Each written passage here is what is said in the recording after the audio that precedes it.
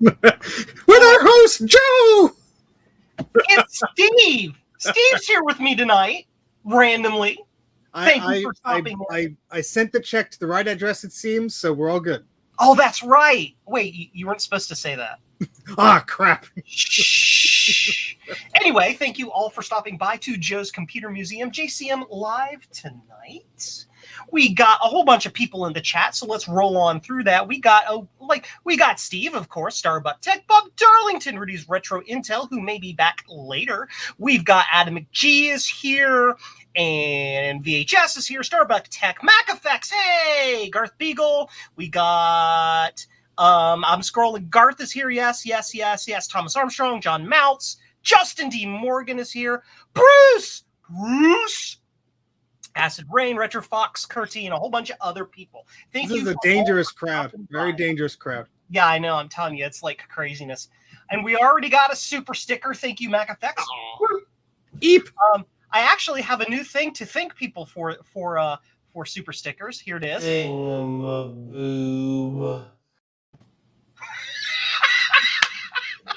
That's not going to encourage people, I don't think. No. Anyway, moving on. So, little housekeeping before we get started. Again, Joe's Computer Museum. Follow me on Twitter. If you want to support my channel, you can go to patreon.com. It's a new website. Yeah. Joe's Computer Museum. The J, the C, and the M are capitalized. If you don't capitalize them, it won't load it because apparently URLs are case sensitive. But you have a link in your description, right, sir? I do have a linkadoodle in my description, I believe. There you can click on that thing and do that. Oh no, he wants to see it again. See, yeah, sir. Okay. Now it's getting old. Anyway, only 2 super chats in, and you immediately regret your decision. Yes. Woot! Thank you again.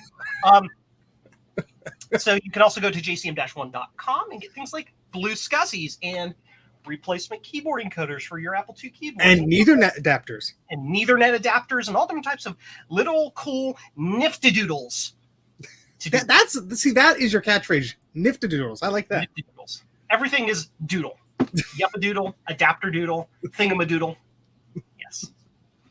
And yeah, of course, Garth makes a cool point too. I have these cool things are back in stock. I like that. That's pretty. I only have a couple left. I only order them in small batches because they're in crazy. They're a pain in the butt to put together, but they're there. Oh my gosh! My goodness! Christmas. Rudy's Retro Intel gave me $5. That's an American. That's an exchange rate joke. $50. He absolutely gets this. He's gonna get this.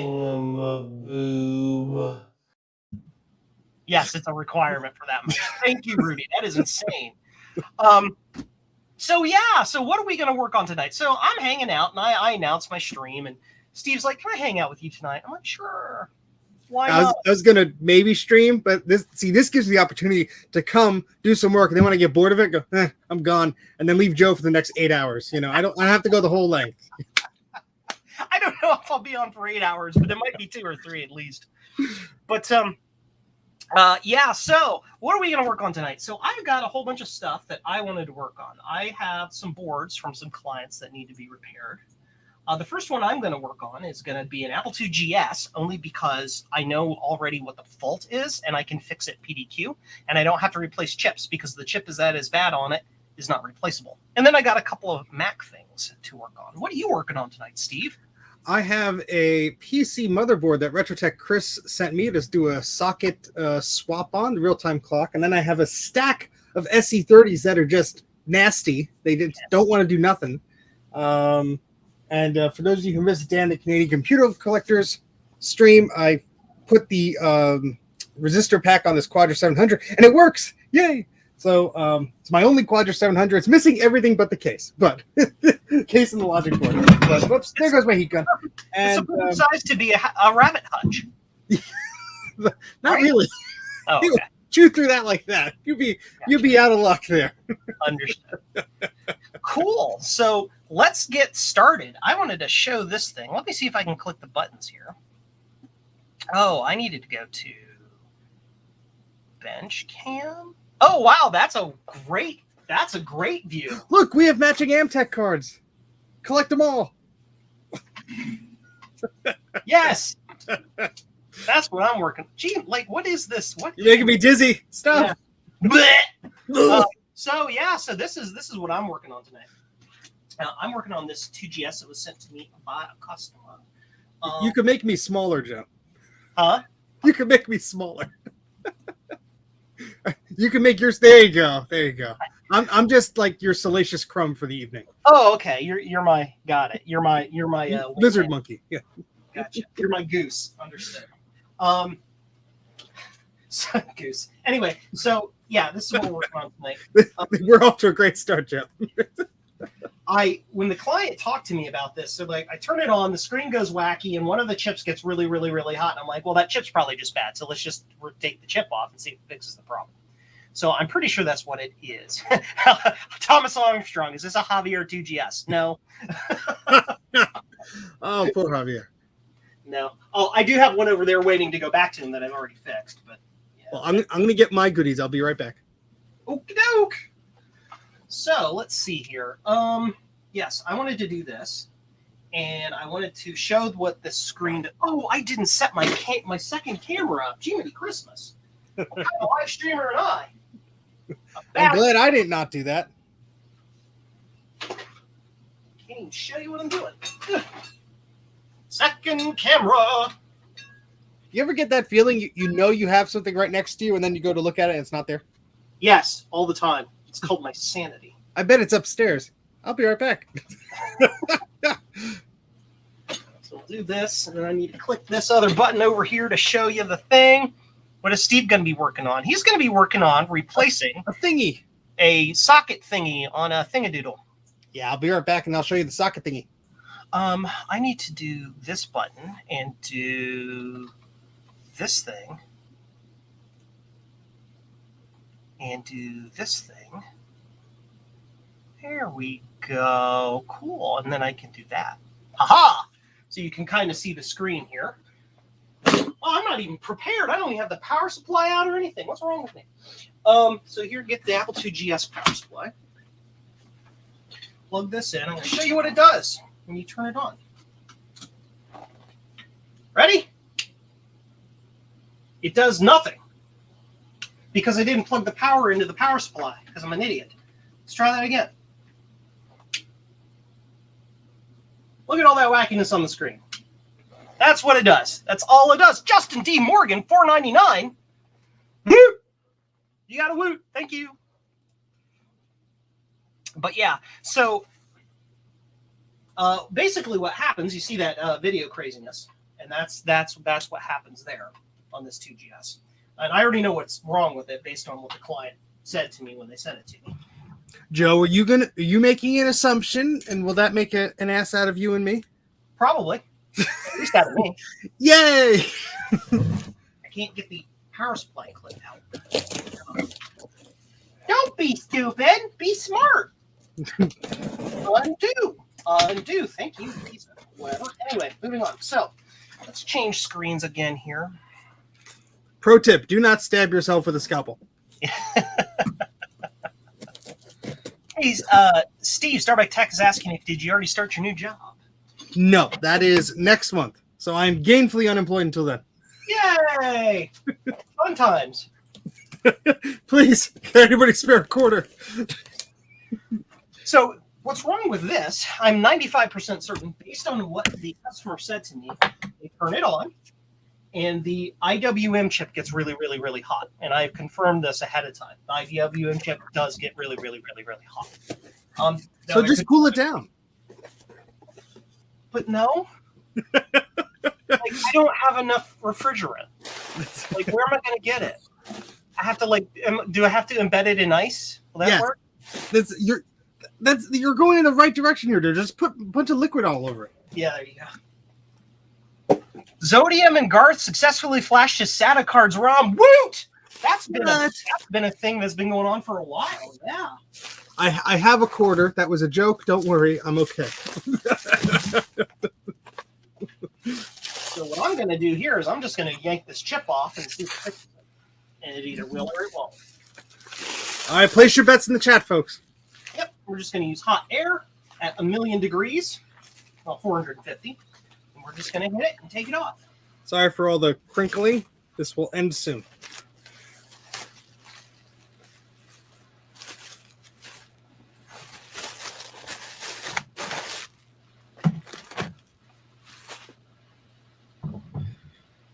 While Joe is making hot air noises, I will narrate.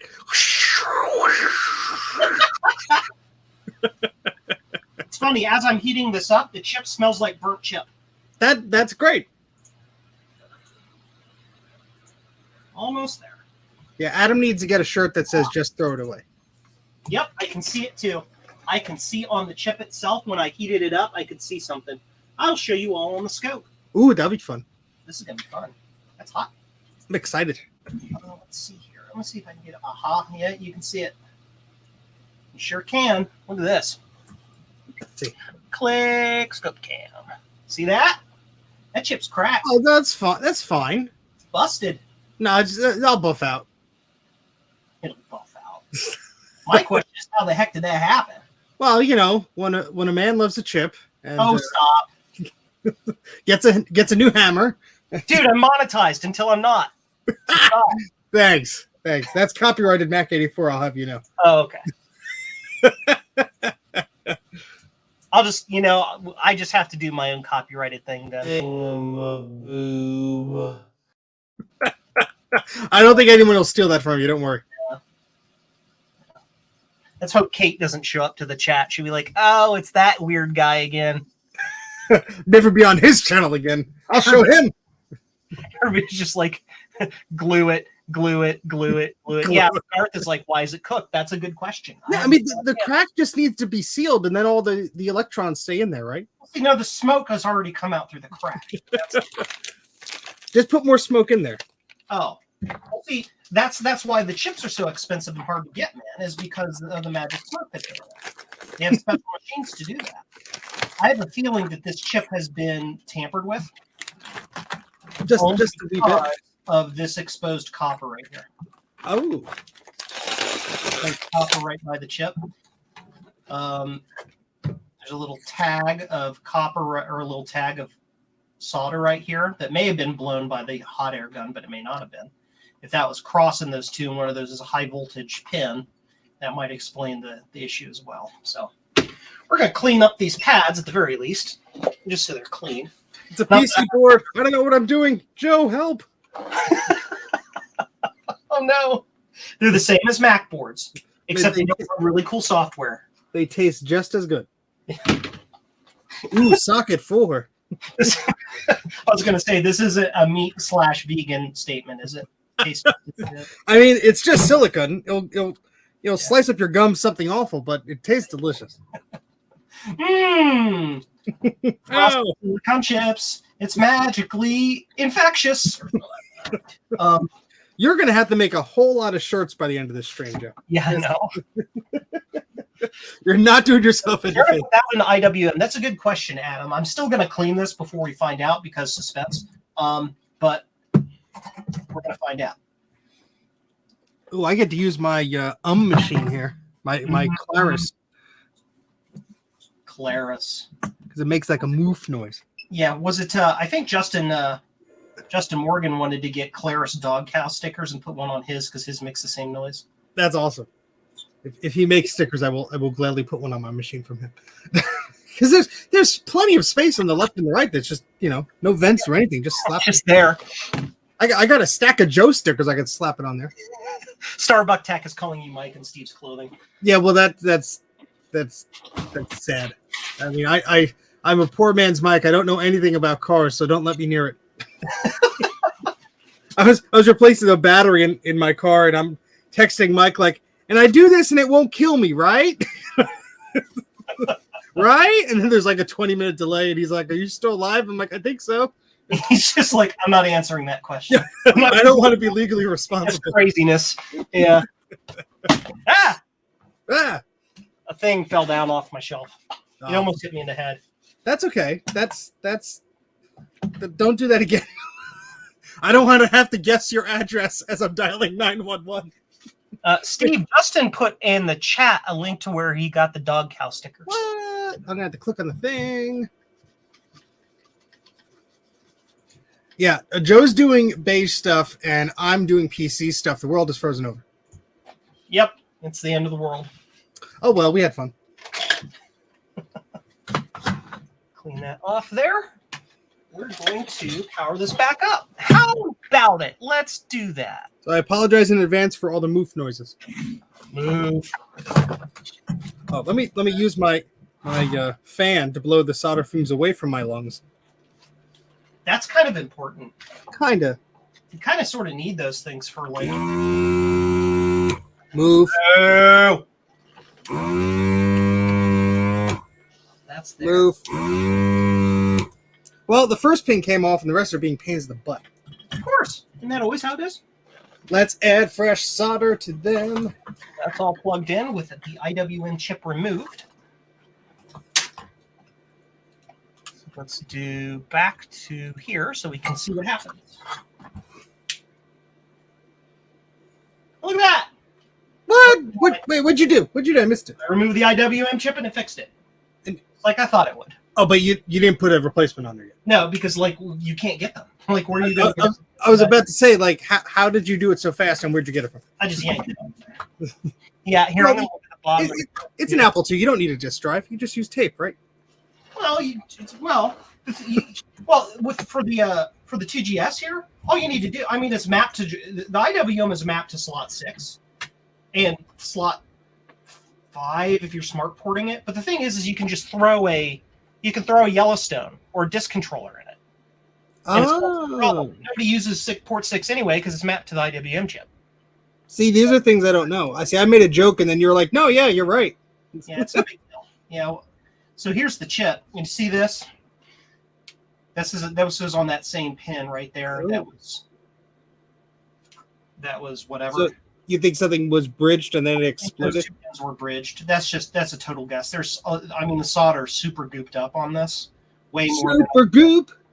I mean, look at this too. I mean, it's cracked. I don't know if you can see that on the. Oh wow! There, it's cracked all the way through the chip.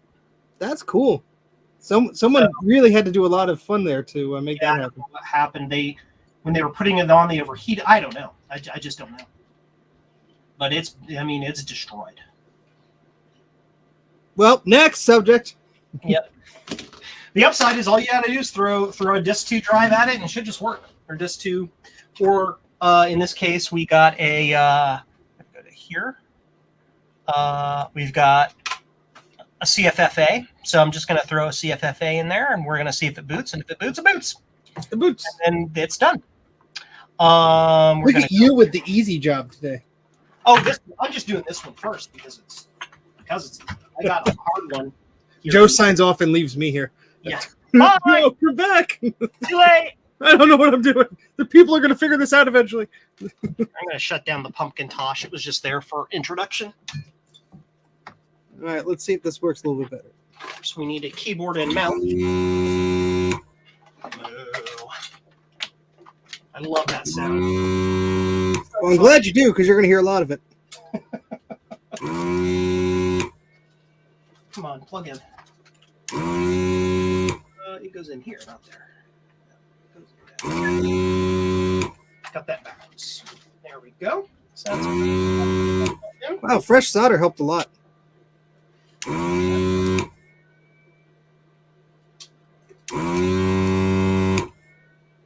I say that and it stopped helping. Right up. Like a champ.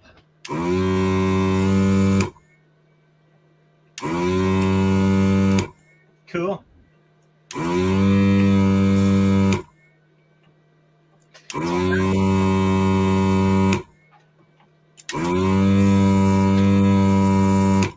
So we control. And that did diddly. Now control escape. Yes. So in theory, we could go to the control panel here. You guys can't really see that. I got 4 pins loose. Yay! Woo! Out of 11D? 11D. So here's what you would do is you would go into here and go to the slots, and the 6 is called disk port. Slot 6, you just turn that off. It still worked though. I mean, because there's no chip there to take control of the slot, I have the CFFA programmed to be slot 6, and it just worked. So effectively, you would just, or you just set it to your card. You put a DIS 2 controller in slot 6, and there you go. You're done. Yep. Easy peasy. You're smart. Nah, I just know my Apple II stuff. That's fixed. That one's easy. Can you fix this? Yes, not remotely. My transporter. Rudy has the transporter technology, and he doesn't let me use it. So at least it's in good hands.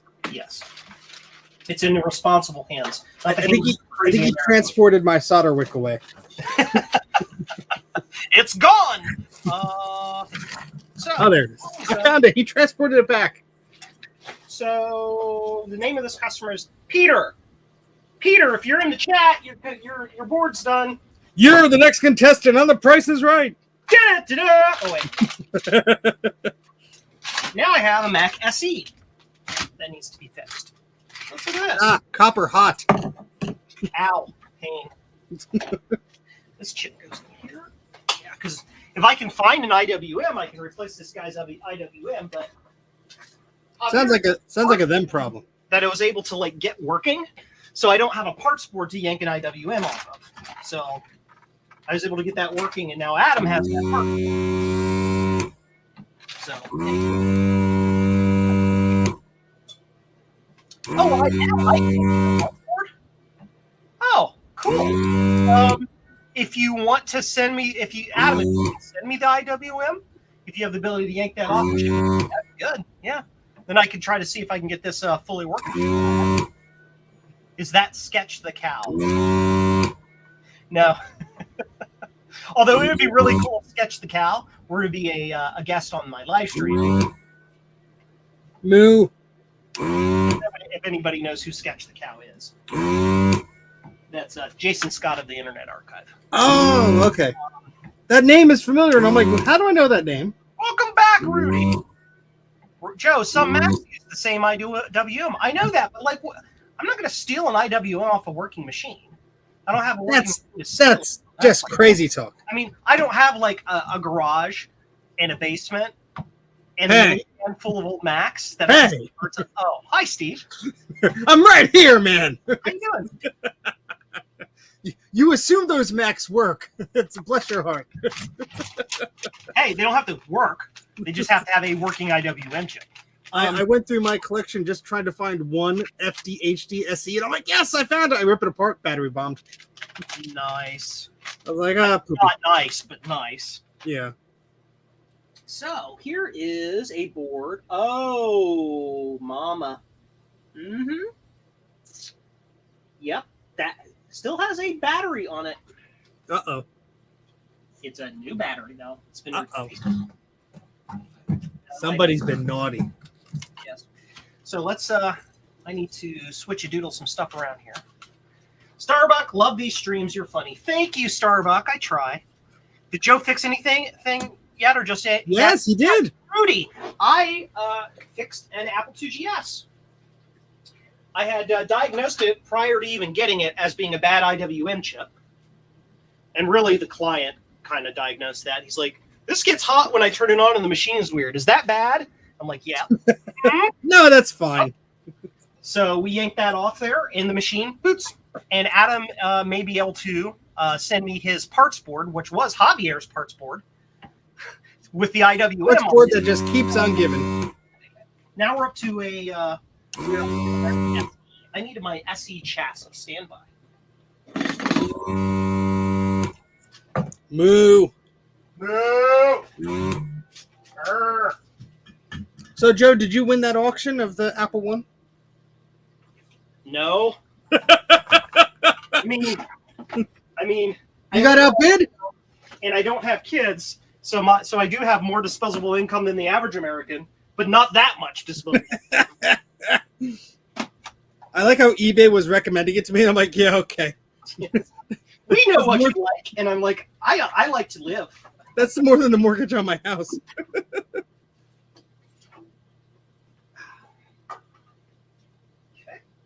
SE chassis. I like how someone referred to it as a crappier Apple One. Crappier Apple One. Less useful.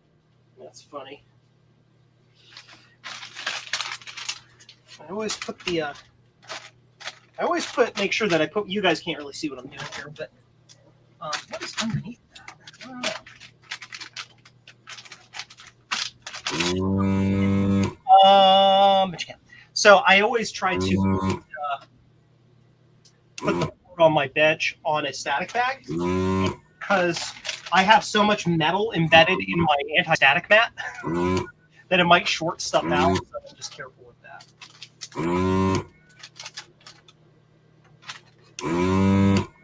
There we go. So let's get this plugged in and see what's wrong with it. All it says is fix it. I don't know what's wrong with it. No idea. Fix it. Fix it. Fix it. Fix it. Fix it. Fix it. Fix it. Fix it. Literally just says repair. I'm like, okay. This gentleman gave me the parts I need for to finish my blueberry tosh.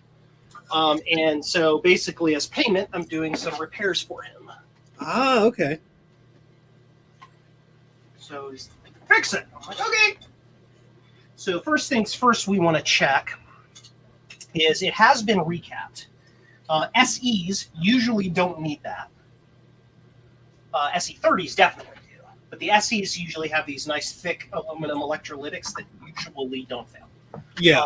If I have one that crosses my desk and the person like wants to use it for a long period of time, I'm like, look, I'll just, I have the caps. I'll do it if you want it. And they're like, okay, and it's not that bad. But so I do need to check to make sure all the capacitors, at the very least, are put in the correct direction.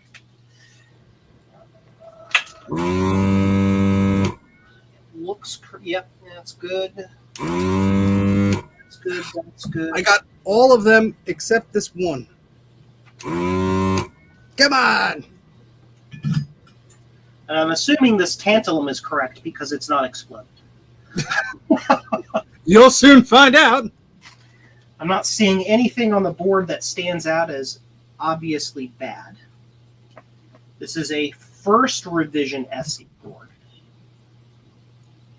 because it's got the cut resistor cut feature on it, which the resistor is cut on it. So it's been set up to use larger RAM, and that's fine. Cool. So for all I know, it's been cut, and he tried to put smaller RAM in it, and it just didn't work. So we'll see. You will see. RAM out of my SE board, which is 1 meg RAM, which should make it work. Now, may I ask you a question, Joe? You can ask me whatever you like. It doesn't mean I'll have an answer for you. How long is that ATX extension cable there you have? Because I've only been able to find them in like 11 inches or so. Good question. So it's not an extension cable. It's a Joe hacked crap together because it's crazy cable. Oh, well, those are the best ones, though. Yes. Yeah, I don't even remember how I made it. Oh, shut up. Is that you need to take the medicine or you'll die alarm? Yeah, I'll need to take my medicine or I'll get brain zaps. I might have okay. That and I put you could take a break. I'll entertain people by saying interesting facts about doodles, but But what was your question? It was about the ATX extension cable there. Oh yeah, no, this is a hackadoodle. So like, I don't know how I hacked this together exactly. I believe this end here is actually a header off of a board that I desoldered. Ah, okay. Soldered the wires to it, and then this is an actual. You can tell by the clip being offset. This is just part of it that I cut apart. That's exactly what I did to mine. I think it might have been off a dead server power supply that I had around. So, nice. So I'm going to put you in full screen mode. Okie dokie. Watch you, and I'm going to run and grab my brain meds. I'll be right back. Those are important. Here, I'll point the camera so they can actually see what the heck I'm doing. Yay! So on this board, there's a few things going on. So good old RetroTech Chris of the YouTube channel RetroTech Chris sent this to me. There's an old real-time clock chip on here that is not socketed. So the idea here is that he wants me to remove the chip and put a socket down there to make it a little bit easier to manage these things. Now it's a PC. I have no idea how easy it is to find those chips, but I believe it's not easy. So I think it's dead, or it's dying, or it's unhappy, or whatever it is. So what we're doing is we're doing our best to desolder the pins right where my thumb is there. And I'm doing an okay job, but although it seems like most of it is clear, there's one or two that's really stuck on, and the rest is really not budging. So I'm a little curious if there's another little spot that I'm not seeing, because that could very well be the case. Again, it's a PC thing, not really 1,000% familiar with it, but I could just assume and make an ass out of myself. So I'm not really prying this, but I'm just putting a tool between the chip and the board to see if any of these pins wiggle. They don't. They don't really seem to. But oh well. Wiggle. We'll keep going. Joe will be my wiggling support individual. my emotional support wiggler. That sounds so wrong. I love it. Wow, man. Do you need the magic pills too, Steve? I think there are a lot of magic pills I need. But thanks to our great healthcare system, I can't afford them right now. Whee! Welcome to the United States of Suck. Anyway. God bless Suck. This keyboard in real quick. That's why I'm just soldering with the fumes close to my nose. I think it helps. It's like chemical lobotomy. Yeah, Joe's like, no comment. Lobotomy. I'm going to put that right there so you guys can see that screen. It's kind of in a weird place, but nothing. My studio area, my shop isn't really conducive to videography. It's very small. Cool. So I'm going to turn this on, and we're going to see if it works or it blows up. Hopefully it doesn't blow up. Maybe. For the client, yes. For my viewers, there's fun. Narrowly do those requirements intersect perfectly. Yes. So let's go to. But I didn't want it to blow up. Oh, but the video got 1,000 views. Let's do this. Hey, Bob. That's a good sign. There we are. Ooh, look at that. Let it do its thing. We'll plug the blue SCSI into it, which mine is yellow. I put it in the case so I could tell mine apart from everybody else's. Ah, okay. That's a good lie to keep telling yourself. Also, I got some spare yellow filament to pad an order, and I wanted to print something in it. Yeah. This socket doesn't want to come out. Yay! I got a picture. Adam McGee sent me a picture. Yeah, Garth, I think there's just a lot of absorption here, although most of the views are clear. We'll just keep throwing solder sucker at it and see what happens. Look at that. We got a happy Mac. I got a happy Mac again. A happy Mac again. That's an interesting boot loop. You've ever seen that before, Steve? What did it do? It goes to happy Mac, then tries over and over and over and over again. Do you have a right image in there?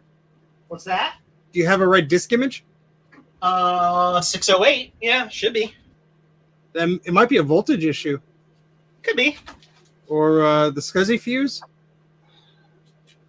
Well, easy things to test. Usually the SCSI fuse is bad. It won't even turn. Yeah, it won't even do that. Do you have a floppy MU? I'm curious if it would boot off a floppy. It might. I don't know if I have a floppy MU program to work for Mac, but I can also double check my image here on my Windows PC. Mr. Adam McGee, if you're in the chat, that picture of that chip you sent to me will work perfectly fine for this Apple IIGS. Fancy. Yes, he is. We'll mail tomorrow. Thank you, sir. I should be reading the chat because people are giving me all sorts of helpful advice, which I'm ignoring. I don't. I didn't have the boot image enabled. Oh, Joe. That would probably be why. Like it tries because it's got the driver, but it doesn't have the system folder on it. It's like, yeah, I can put, oh, yeah, I can, oh. Okay. See, if I had the little adapter doodle for my Blue SCSI, I could set image groups. So I could set it to be just a tools disk, or to be a boot disk for 6, or a boot disk for 7, or a boot disk for 8. But I don't have the adapter doodle. I hear that there is a certain, is it a certain Tom Barber has the adapter doodle for that. I think he gave me one of those, but it's in my car. Cool. So let's see what this does now. Bing!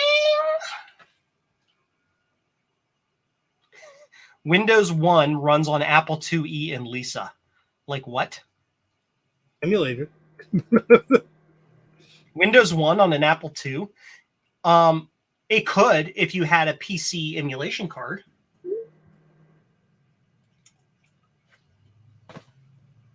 Booting right up.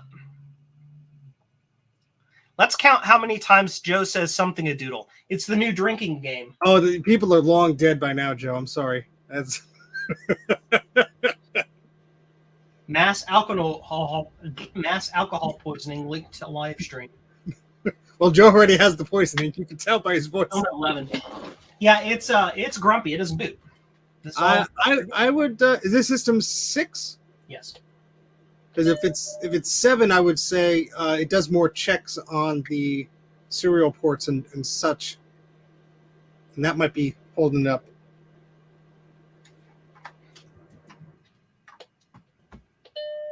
Let's see if I can boot it with the extensions off. So I'm getting that far. And this is a completely blank 608 image. There's nothing on it. Okay. Interesting. Neat. So you made it really upset. Apparently. I mean, come on, Joe.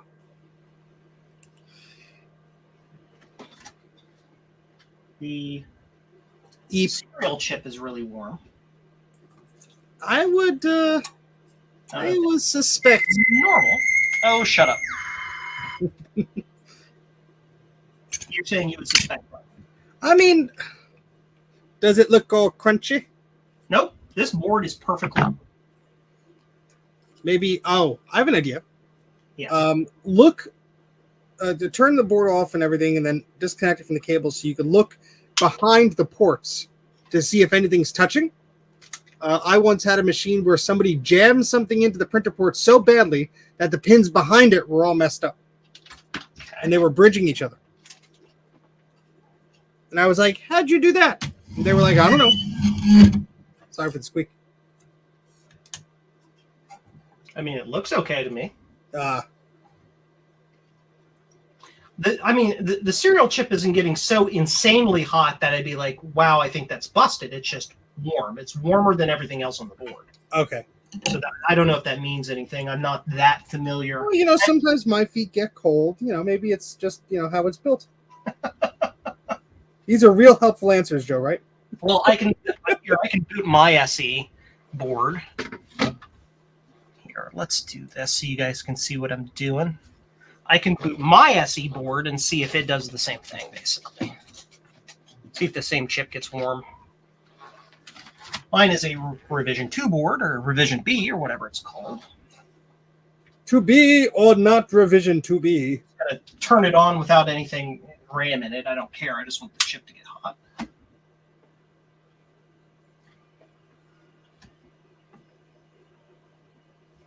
Let that do the thing. Let that run for a minute. Oh, I see. All the solder is still on those pins, but it's in the vias now. Oh, that's fun. Oh, yeah. That's great. Remember how we talked about before the stream that this should be an easy job? Well, we jinxed ourselves. Uh-ohs. Yeah, my serial chip is not even getting warm. I have a feeling that's my problem there.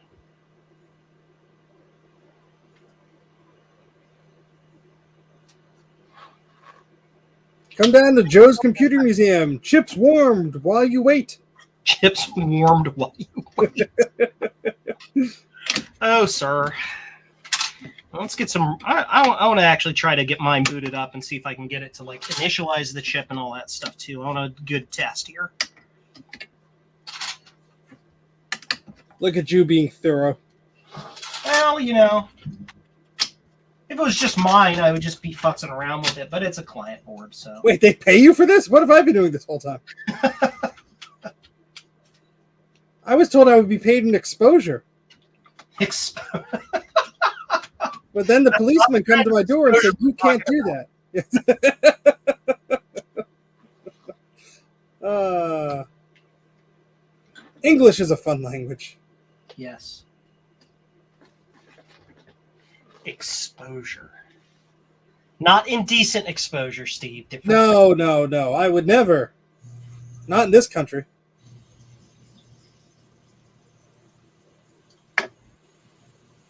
Boot. Do it. You can do it. Do it. You can do it, Essie. Do the thing.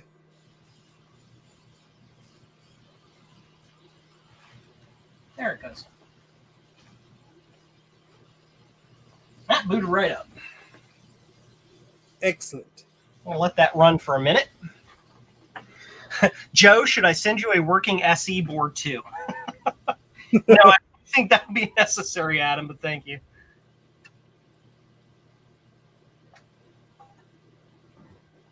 This is going to be the most trickiest job ever. You know, it's one of those ones that looks so simple, yet. Here you go. Cat. It ain't budging. English doesn't so much borrow from other languages as it costs them in dark alleys and goes through their pockets looking for loose grammar. I love it. She would know. She's a teacher. So we're going to go back to here, and you can see this is my SE board working fine. Running Snooper. No issues there. So you're going to rip the serial chip off of that, right? No. Ooh, I made it come off, kind of. Serial chips are still gettable. You can still buy brand new ones from Mauser. So if I need a new one, I'll just put a new one in it. Oh, you have some? Well, no, you can just buy them. You can still buy them new. Oh, I thought you had them in stock like a prepared person. I might have one. Wait. So I was about to say, you're going to make me look bad. You know, I might have a couple left over from the BitMouse project because it uses the same chip. Ah, there's your new noodle. That'd be neat. Your thingamadoodle. Yeah, my serial chip isn't. It gets warm, but it's not getting as warm as that other board at all. Okay. It's just the serial port. Just this one pin.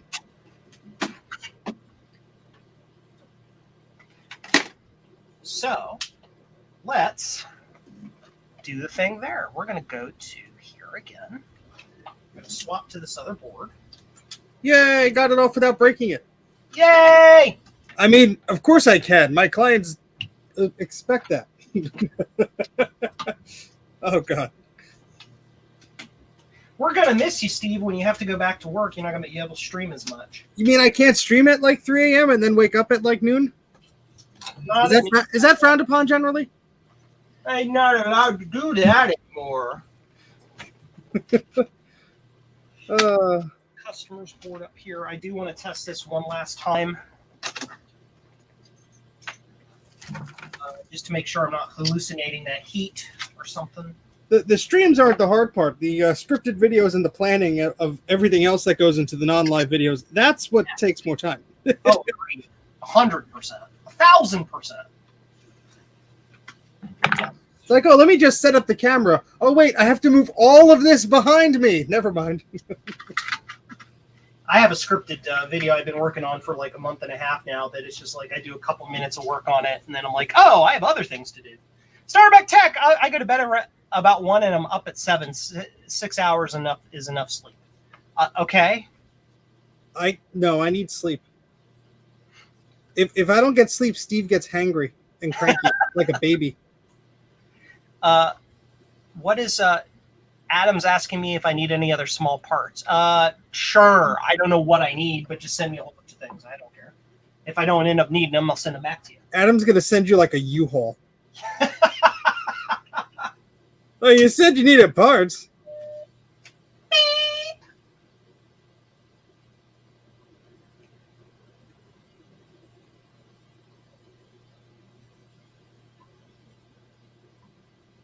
I mean, the chip isn't getting warm anywhere as fast as I thought it would. So I'm not 100% certain that's the problem. Could also be some funky PRAM thing, because it actually has a PRAM chip, a PRAM battery in it. I thought you said P bran, like, you know, a cereal, like full with bran. P brand. It's made from legumes. Sure. How do you do the parameter RAM again? Command Option PR. Command Option. And hold it down until you hear it boot a few times. Just so you know you really got it.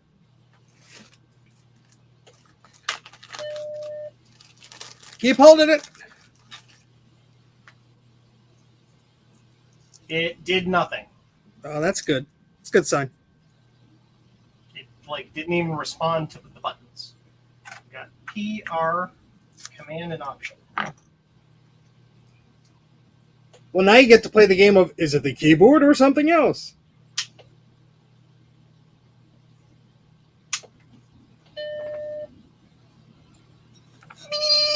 Beep. Joe, stop cussing up a storm. We know you're frustrated, but come on.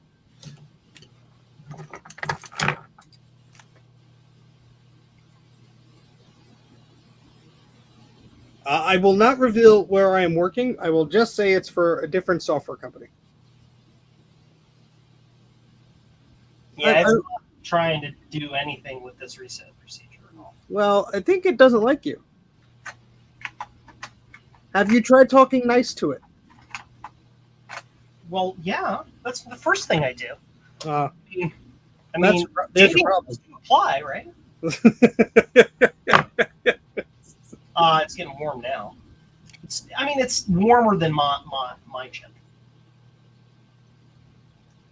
Well, maybe this came from, you know, a southern state that got more heat.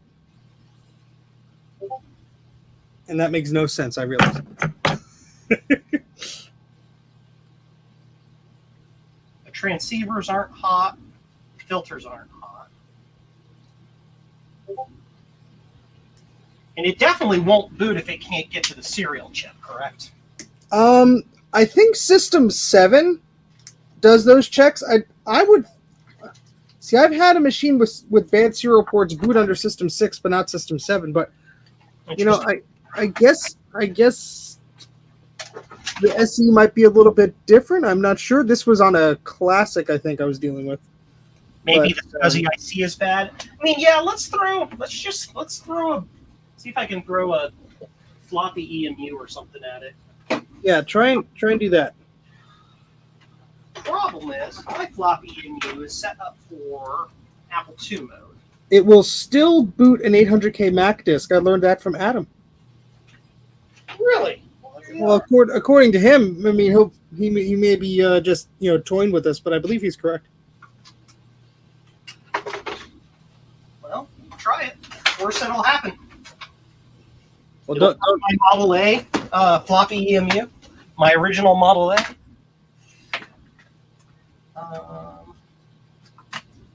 Let's go ahead and do this. Make sure I've got an image on there. Oh, that's an FTP client, not my window. Okay, there we go. What are you doing? No! Cool, so I have to go into my disk archive. No. Macintosh disk image archive. I don't have an 800K image.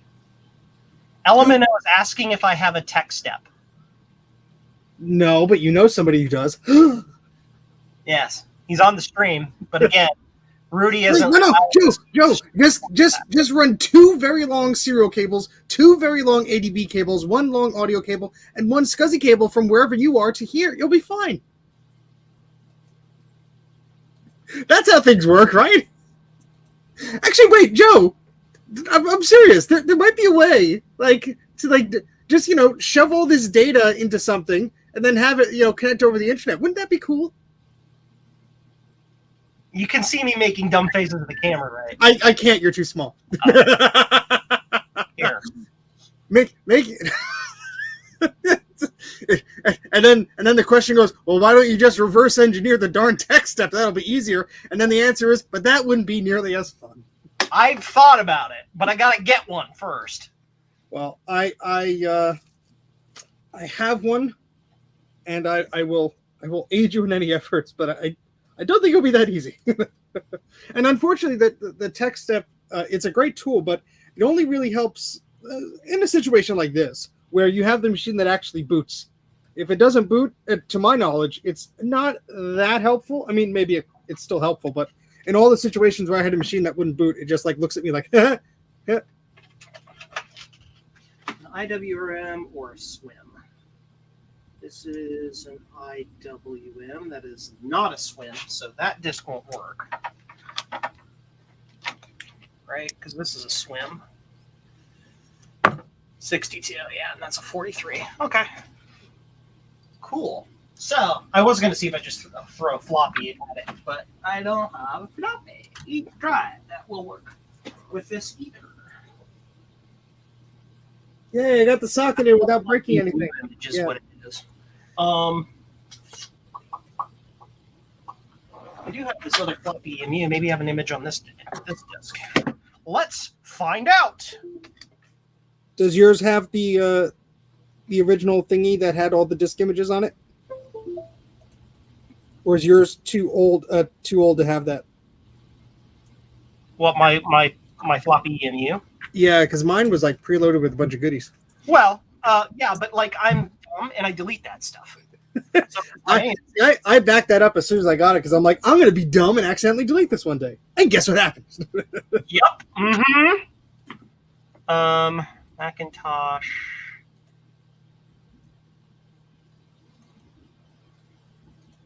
Stand by.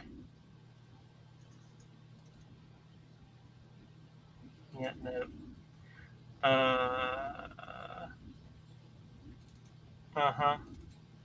Nope. Nope. I ain't got crap. How helpful. Well, I could send you some. Can I download one from Macintosh Garden that'll just work?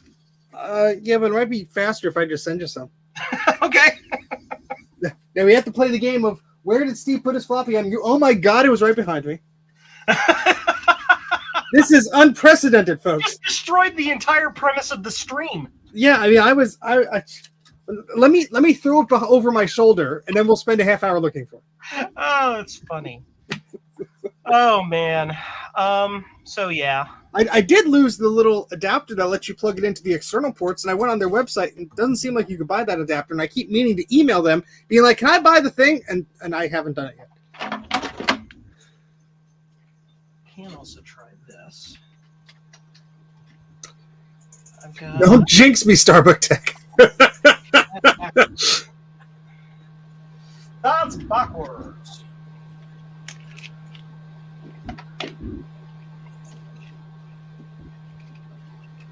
The name of the video connector on the Apple II series. Which Apple II?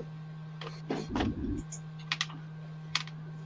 think the 2GS one is slightly different. The Apple II series. If you're talking about The composite? RCA connector. Yeah. Yeah. But it's a special design. Or special format. If memory serves, the last of them that were known to exist are gone. I remember seeing a post about that. Somebody on the enthusiast group had some and was like, here are the last few. Oh, you mean like the composite as a weird like thingy on it? Composite port, it's got this weird like L bracket on it that affixes it to the board and it's a right angle connector. Yeah, just add a bunch of solder to it, should be fun. Adam has 150 of them. There you go. There's your answer. Well, that's where they went. Boom! Yeah, hey Adam, can you send me a couple when you send me that chip? Just so I don't need a lot. I just need a couple as a just in case. My SD card reader doesn't want to work. Yay!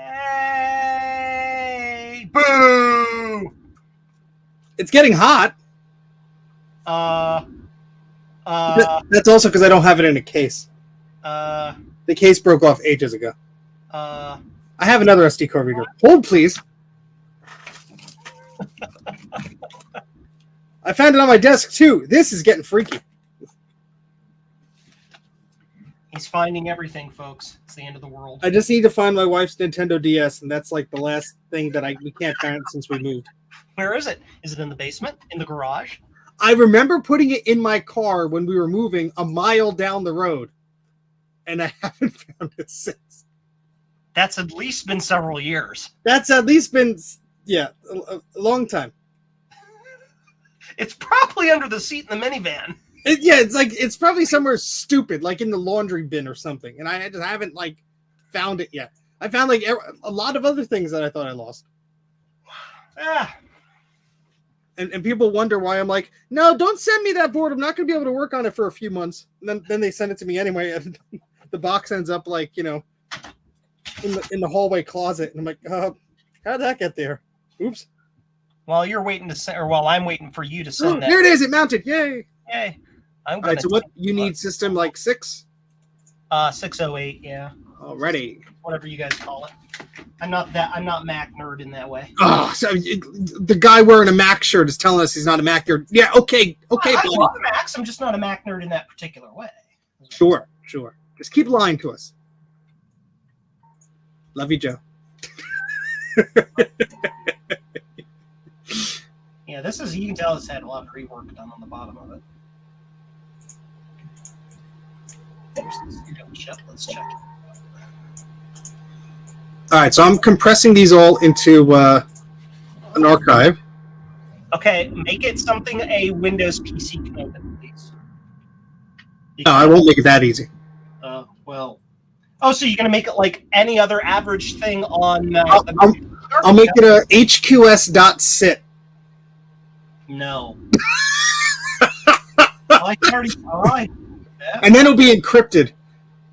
Look at that. Look at that. Ooh. Lick it. No. Joe, make your screen bigger because people want to see that more than they want to see my face. But you're so handsome.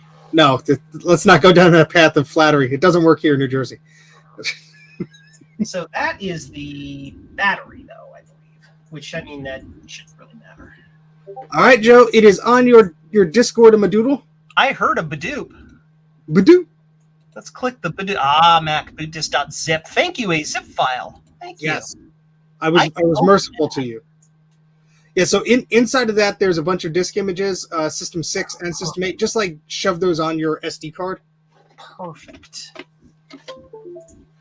And I will take this opportunity to back up mine because I don't know where I put the last backup to it. Oopsie. Paste. Cool. Eject, because it's FAT32. But we are going to take a close look at the bottom of this board since it has had a rework. Now that is the battery, correct? Yeah, that's the negative terminal of the battery. I think it's the negative terminal of the battery. No, it's a capacitor. With a connect to ground. That's a capacitor. That looks like that. That's the battery. That one's not in there very well either. Back to what I'm supposed to be doing. I got distracted. It's very bad having the both of us on the stream, Joe. We just keep getting distracted. Squirrel. I was scared, so I hid under your porch because I love you.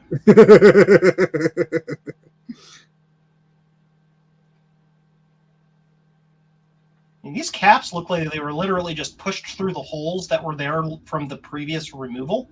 And then they were like, yep, it's done. Yeah, it looks like it's connecting. We'll just leave it there. That's good enough. This pad's okay.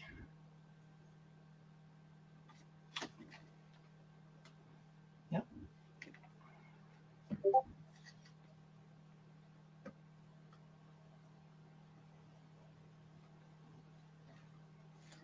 Solder hot. Ooh. And we got like splashy solder bits. You see that? Ooh. Why? As you said that, it splashed on my finger. Fingies! My fingies. Not my fingies. Ow, my small intestine! Sorry, that's one of my favorite Futurama quotes. I love that. Yep, that's a bad solder joint. Look at that. I mean, the caps being, these are mostly capacitor joints.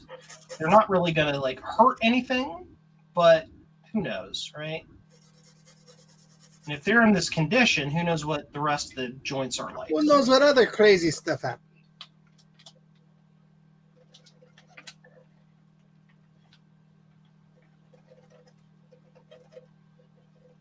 Those are the power joints. I'm going to redo those. Slurm is delicious. Yes. And addictive. I think I did it correctly. Yeah. Now to get out my multimeter that I yell at to see if I did it correctly. Oh no. Will somebody buy this guy freaking Kai Wheats and ship it to him already? I have a laundry list, Joe, of things I'm getting with my first paycheck, and that is one of them. A laundry list. Does it include laundry? No. Oh. Well, maybe I could use a new pair of pants. This one has rabbit bites in it. I don't know how that happened. New Jersey man, owner of 10 rabbits. My parents have rabbit bites, and I don't know how. Beep.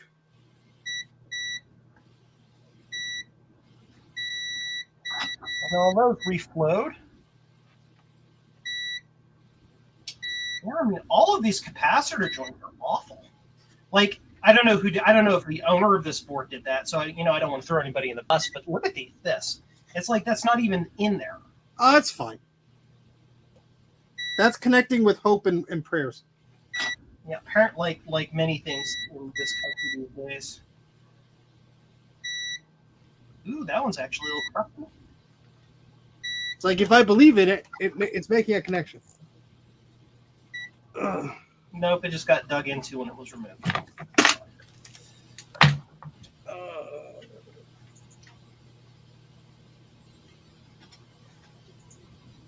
Jiminy. And another one. Seriously.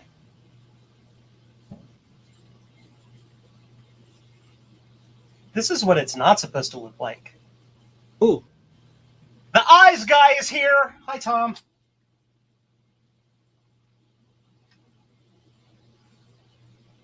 Awful.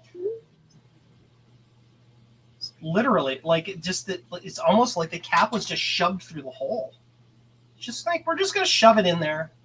Well, I mean, hey, when I started soldering, I did a lot of stupid things too. Yeah. I'm like, hey, it looks like it's making a connection. Oh, wait, you need to put solder on it too? Oopsie doodle. It fell out. What happened? What'd you do? This is like my go-to line in Tommy Boy, where he bends the car door. David Spade comes and yanks it off just by touching it. What'd you do? Hey, Retrotech Chris is here. Retrotech Chris, we did the thing. Our is on there. In the house. There it is. It's on there. Look how pretty. No, I don't want to plug in my questionable power supply and blow it up. Again.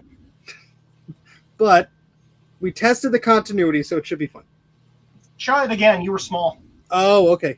Let me just hold it up again. Dun, dun, dun, dun. Look how pretty and semi-professional that looks. Yay! I only burned myself twice. Board with built-in bodge wires. Nice. That factory bodge wires. Those are fancy. That means somebody cared. This won't pass the inspection. We're too lazy to make another one. Just bodge wire it. It'll be fine.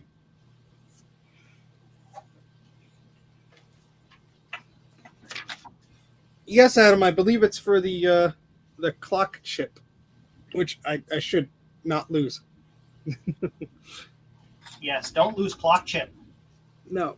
Although it looks like there's a replacement doodle that he has here. Look at this. Has a little battery on it and everything. Cool. Yeah. So it's basically it's like the Dallas smartwatch, but with an external battery, so you can replace it. yeah, glitchworks.com. GLITCHWR. Oh, Glitchworks. Yeah, they make lots of cool stuff. Yeah, so it looks like this will be fancy.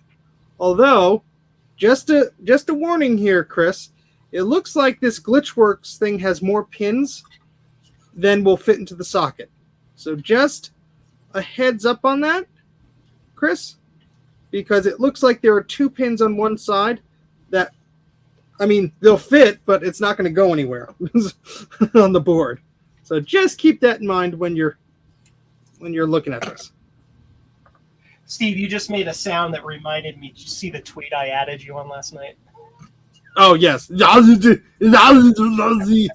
like, Arnold doesn't make that noise. And I'm like, hold my beer. Well, see, I always had to explain to people that I'm not doing an Arnold Schwarzenegger impression. I'm doing an impression of the person who used to do the Arnold Schwarzenegger impressions on like the early 2000s Conan O'Brien show. So it's an impression of a poor impression, which is just funny to me. Get the job. Get it all. Yes, gathering boards and things of this nature, and so on and so forth. And there go all your subscribers. Sorry, Joe. No, that's fine. It's all good. Yes, Chris, I had to clip a few pins from the socket to fit on the board, but we're all good in that regard, it seems. So, yay! Just checking things on this board. Just a visual inspection. Really want to check this chip here. Do all the things, Joe. So many things that you can do when you fire up your old Apple II. Well, you got a fancy person here with your little logo as a thingy. I guess they're a YouTube member or something like that. They're a YouTube member, Bob Darlington. Yes. See, I haven't enabled that because I'm afraid of Bob. the future. I feel bad now, Bob. Because first off, you can't see any of this stuff. But I was supposed to show that off. Ooh, This fancy. Stereo card. What is Bob, it? Stereo card for the Apple IIGS that gives the Apple IIGS stereo audio. What?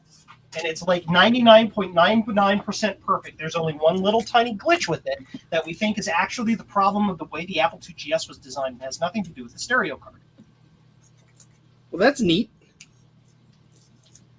Because the Apple IIGS by default only has the mono audio, even though it has stereo capabilities. They never made it stereo come out of the thing.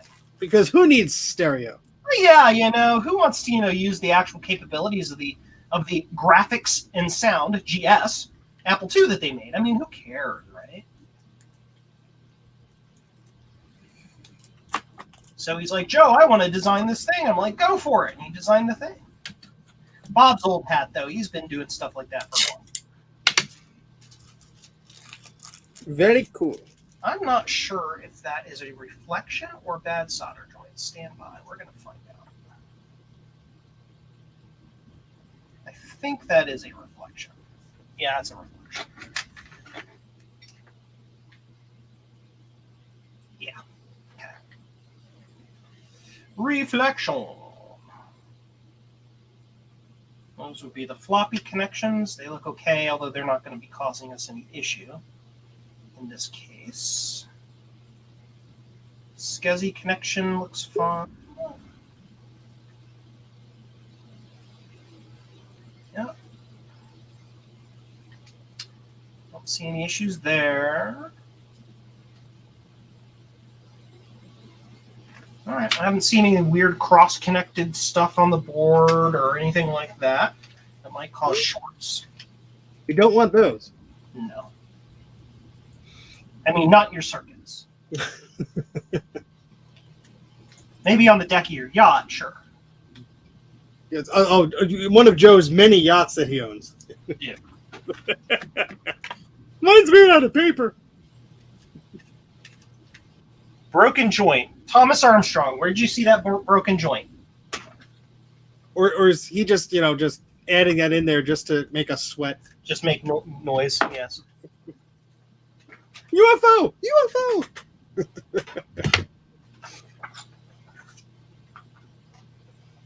I'm going to suck up some of this extra solder just because it's smaller than me.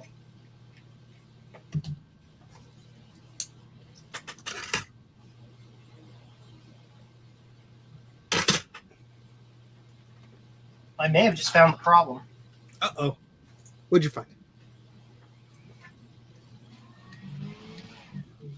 Dun, dun, dun!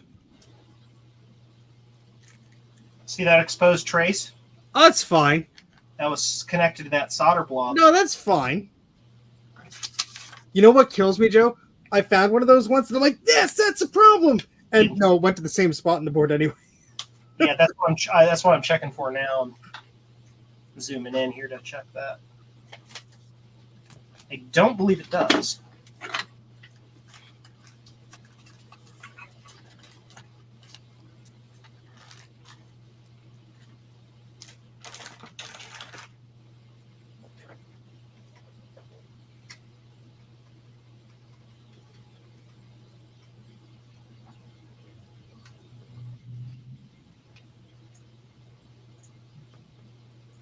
Go. I finished my thing. Now I don't know what to do. It might actually. It's really hard to tell from this angle.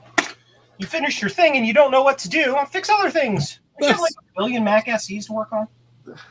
But those are hard. As I am experiencing right now. Uh, Those are hard. Let's prop this up at an angle. all of them have SEMA CMAX. Those are always a pain. Oh man. Yeah. All of them. Yes. Absolutely. It's like, what could it be? Anything. Literally anything. Everything and anything. In that order. I really don't think that those lines are supposed to connect together like that. I'm going to look on my board. Oh yeah, this was a fun one. I had to show you this. I don't know if you were on the stream where I was battling this one, but I got some corrosion in very interesting places on this, like right by the SCSI connector, which required me to run all these little wires. Oh yeah, I think I remember that one. And look how much clearance there is between that and the plastic of the SCSI. Like really, like hard to shove your soldering iron into. Oh jeez. And I found a solder ball, but fun times. Oh God. Yes, those traces are not supposed to connect together like that. And people ask me, like, are you done with your backlog yet? I'm like, yeah, no. Backlog? I haven't got the front log done yet. You can make you big screen now again. Okay. I feel bashful. Yeah, I'm pretty sure that was connected and wasn't supposed to be. I love the people that send me stuff that's like, oh, it just needs a recapping, and it comes like a blown up battery. I'm like, well, somebody wasn't honest. Yeah, so I just cleared a blob there, and The blob. this trace here was exposed. It's not supposed to connect to that pad, and I have a feeling that they were connected and weren't supposed to be. Tom says I should organize his collection, and then Mike says it's a spork and his sidekick. Thanks, Mike. What? A spork. We're special dorks. Oh, a special dork. Got it. Hi, Mike. Bye, Garth. Thank you for saying bye. Come back later. Tell your friends. All right, we're going to try my beep machine. Beepity beep. These things beep when they're touched together. That's a good machine to have. Yep, they are not conducting. Thank goodness.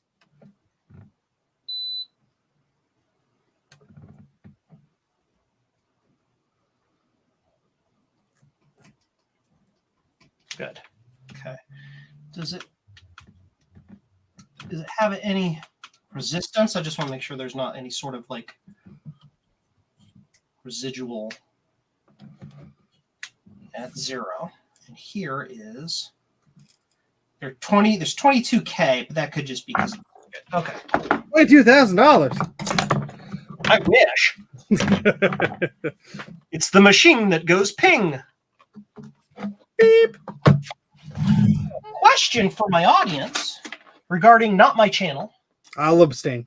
Regarding Retro Repair Roundup. We're curious if people would like to have us expand out of old computers and maybe into some other things like vintage arcade machines and pinball machines. It has a computer in it, chip in it, so why not? That's my thought.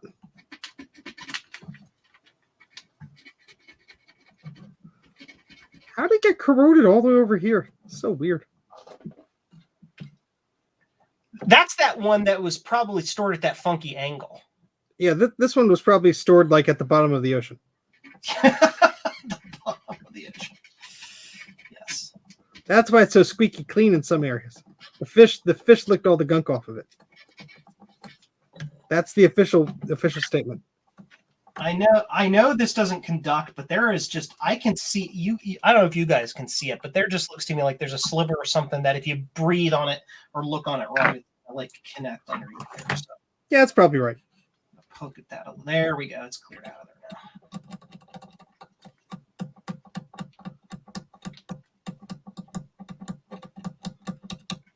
There we are. I liked a thing I had to tell someone recently about a Color Classic. I said, yeah, it's not starting up, so I'll have to troubleshoot it. And they were like, okay, well, how long is that going to take?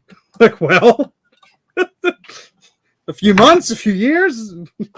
Let's roll those dice. You're like, you show them your 840 AV. Yeah, here's the set expectations. Because with these machines, as you know, it's like anything and everything can be wrong. Yeah, if it's not simple, it's not simple. Yeah. That's the answer to the question. You can't rush a board repair because you just got to keep poking at it for like 5 years until you figure it out, you know. And I will never forget just recently with that Quadra board, it was like I only was looking in that area of the board because when I turned on my microscope, that happened to be where it was pointed. I mean, the sheer luck of it. What is that? I was like, what the heck is that? Thank goodness I did that. Otherwise, you know, I would still be cursing that machine. But you know what the funny part is, Joe? What's the funny part, Steve? I haven't played with that machine since I fixed it. It's like, once you tame the white whale, it's like, eh. Yeah, so yeah. Meh. I'm bored of it now. Speaking of chips with funky things in it, my goodness, these legs are terrible. Well, we got some good votes on doing some arcade stuff on the channel. I think that would be really cool to do, to be honest. Well, I guess you have some experts in the arcade area. Well, I have several people I follow on the YubTubs that that's what they do, and I think it would be really cool to have them on as special guests from time to time to talk about art specifically. I mean, there's only so many times you could talk about recapping an Apple computer. Yeah. So True. Wow, that pad was a mess. The solder was off to the side of the pad. It wasn't even on the pad anymore. Oh, that's fine. As long as it's solder adjacent. Well, it's solder adjacent to things that shouldn't be soldered to. That's, it's halfway there. You're good. Yeah, don't question success. Living on a prayer. Bon Jovi reference. Content match. All I did was mention the lyric. Who cares? You're going to YouTube jail. Going to YouTube jail.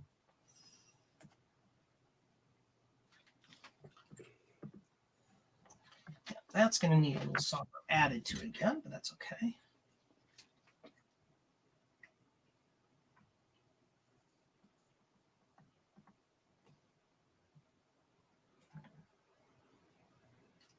There we go. That's nice and clean.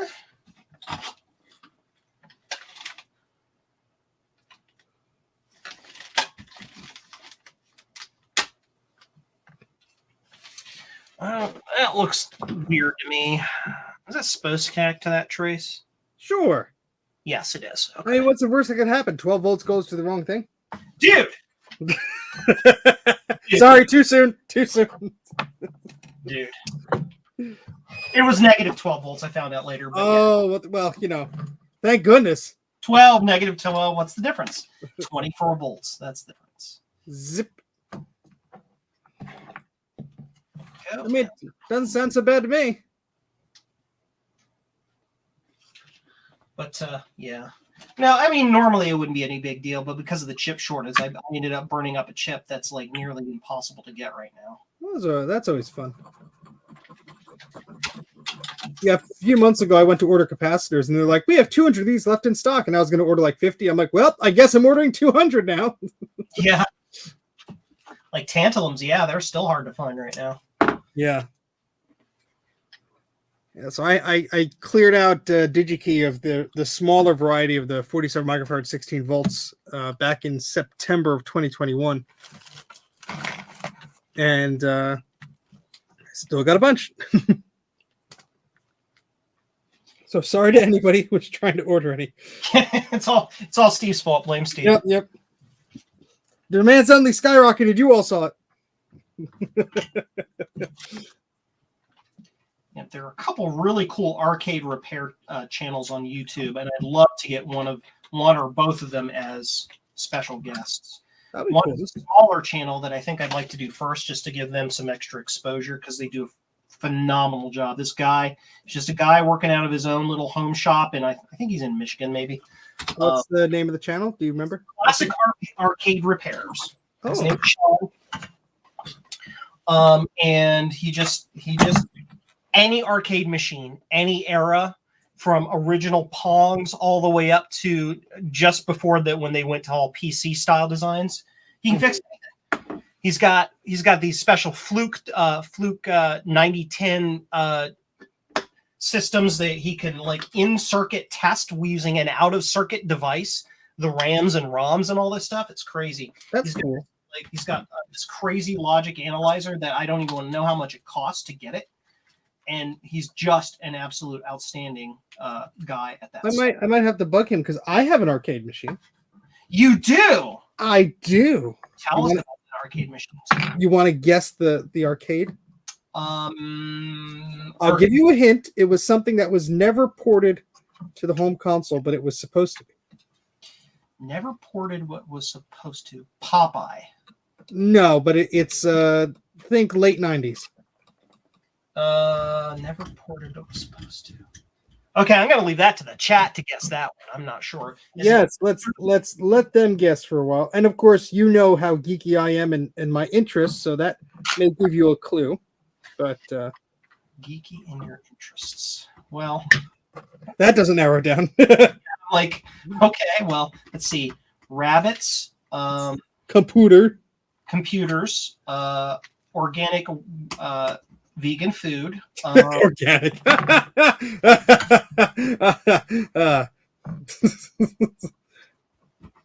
You mean there's more sandpaper in it? Delicious. There's more sandpaper. I don't care what you can say. What you say, I could taste the newspaper. Leisure Suit, Bob Darlington. No. Leisure Suit Larry 4, Revenge of Doe. Nope. No. It is, I will let them guess for a bit, but it is a game that I would always find in the arcades and I want to play. And either it cost like $1 or so to play, or it was, it was something was broken about it. So I never like had the greatest experience in the arcade. And it came up on eBay within driving distance. Oh gosh, this is 10, 15 years ago, something like that. And I'm like, you know what? For $300, I'm going to bid on it. And I won the auction. And the bidder that was closest to me just wanted the board out of it. They didn't want the whole machine. But the cabinet literally fell off a truck. The guy had won a bunch of machines, and he was traveling home, and it literally fell like inside the truck or outside the truck or whatever. So the CRT was all, weird colors and stuff, but the game worked. Not Virtual Fighter. It was manufactured by Sega. I will reveal it now. So it is the Star Wars Trilogy arcade, released in 1998 by Sega, in association with LucasArts, I believe. And it is an on-rails shooter type thing, and I love the heck out of that game when it would be like in arcades or movie theaters and stuff like that where you could play it. And it's just a really fun game. It's hard to master though, but it's really fun. And so it's in my garage. I have not powered it on for a while. The CRT has terrible burn-in, but I did get one of those adapters that let you output it to VGA. So I just need to get a good 4x3 TV. I've even seen some places, some arcades with this particular machine, just replace the CRT with the old TV because that you have VGA on the board, and then just set the aspect ratio correct. But it's not the big. There are two versions of the arcade. There's an upright stand-up one, which is a more compact design. Then there's the grand deluxe sit-down one. I don't have that one, but Adam says he has an original Star Wars arcade machine with a color vector CRT. That is cool. We have those are nice. I saw one of those for sale about 20 years ago at not 20, maybe 15, 20 years ago at an amusement park. They wanted like only $500 for like the sit-down cockpit one. I was so tempted. If I had a job and money, I would have bought it. But yeah, that Star Wars game was supposed to be ported to the Dreamcast, and it never did. So I was like, well, a lot of arcade games can be emulated. At the time, this could not be. I think now it's like 90% emulation. But yeah, just one of those things where I thought it'd be cool to have, and it's in my garage. I want to restore it one day. Maybe when I'm like 80, I'll have the time to do it. This solder joint has more hair in it than solder. That's good. That's good for connectivity.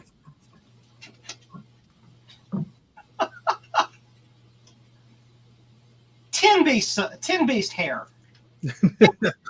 Yeah, so Tom, I think it's a medium resolution monitor by the terminology, I believe, on those Sega units, because they all like take different monitors. And at a time you could get them for not a bad price, but it's a fairly low res game. So I don't think it would look too bad on like a TV or something. I don't know. I played it on an LCD on a little LCD screen for a few minutes, and it was fine. Yeah, medium res, so like CGA style. No, I don't think it was. That was like why it was classified. Maybe it was just the size of it. But I mean, I think it's like 640 by 480 or something. Like, but it's full color 3D. It's a 1998 game. So, but one of those side projects that I have that I will never complete. Hey, look at that! Jay is now a member of your channel. Jay, wing, new member Jay. Thank you, Jay. Appreciate that member status life. Yeah, he's making up for all the times he made you say the thing. What thing are you talking about? This thing? No comment. No comment. I would like to remain friends with some people, Joe. Oh, moving on. Moving right along. I don't know what you're talking about. I have no idea. Every chip, every leg I look on this chip is like greener than grass. Ugh. Green. All right. Well, I've cleaned all those joints up. I'm going to try firing this up again and see what happens. What's the worst? Can I stop working on this? Can I go to bed? I'm tired.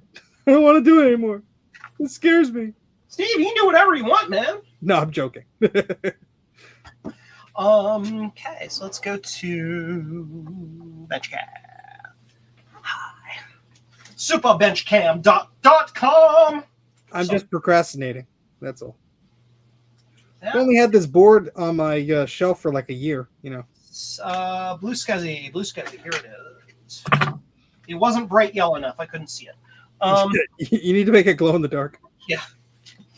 Hey, dude, 3D printer, you can. You'd be surprised. you go down to your basement with like you turn all the lights off. All right, where is that glow in the dark thing? And like half of your tools light up. You're like, damn. Yeah, there you go. It's all glow in the dark. All right, so that is set. Yes. I need a keyboard. Just kind of connect this in over here like this. this side.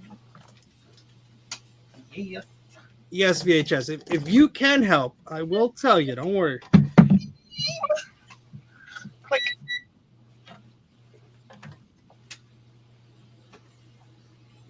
If See you if could wave a magic wand over the board, that would be great. magical cerebral pixie dust. Yes. Whoopsie.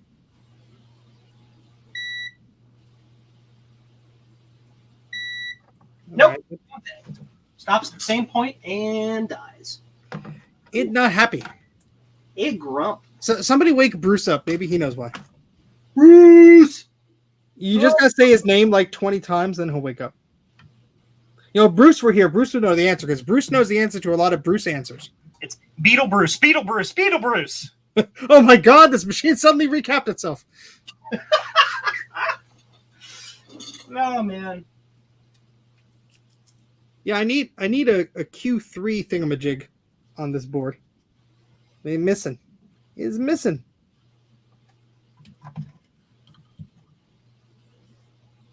There's more green. Cheese and crackers.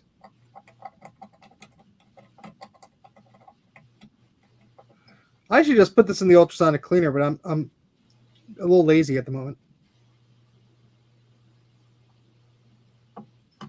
Don't be lazy or something. Or if I have to go to the ultrasonic cleaner, I have to like move all the crap that's in the way to get there, and you know, requires effort.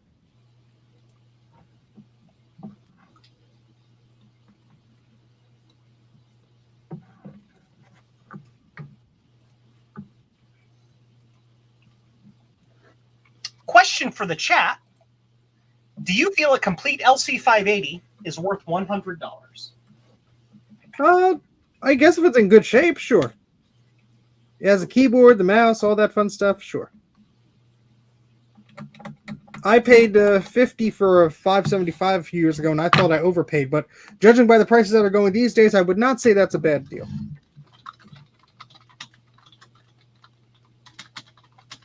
As Joe goes on eBay and lists his. Oh no, it's Ron from Ron's Computer Videos. Dun, da, da, da, da, da, da, da, da. He asked in Discord, so I was just asking the. Yeah, no, I don't think that's a bad price at all. Rudy, $10. Thank you. Woo! Yeah, I mean, I that wouldn't be my opening offer because I'm cheap, but you know. Like, yeah, I'll give you $20 for it, and then you end up haggling at 60, and that's a good deal. I'm using the scalpel with my left hand. Why? It's that point. I also like to live dangerously. Interesting. So let's do this floppy thing. Let's try the floppy thing, shall we? Oh, you didn't do it yet? No, I was just since I cleaned up the board, I was trying it with tried booting it to the SCSI or to the to the blue SCSI again just to see. You fool! You foolish fool! You fool! That Gilbert Gottfried thing. In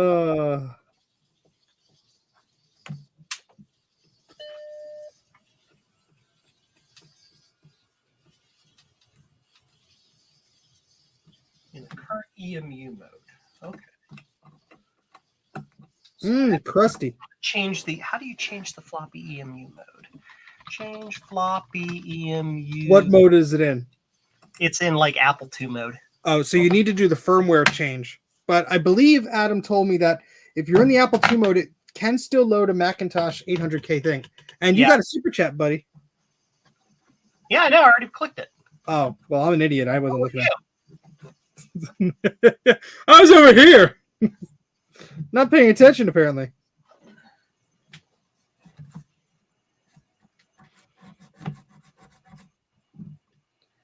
Are you going to make a video about your...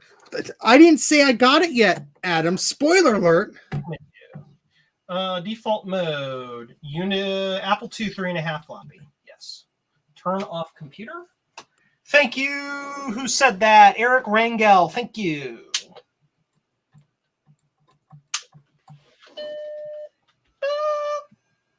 Apple II version, who cares? It'll be okay because it's acting just like an Apple II. Ah, look at that. Sorta. Let's cross our fingers. It's kind of sort of doing it. Is it blinking anymore? It's blankadoodle. Yep. And it stopped. Yay! Nothing. Oh, look. More pins that aren't connected to the things. 3.5 mode and 800K different work. That's what I did. So, reset. Select config menu. Apple II 3.5-inch floppy. Yep.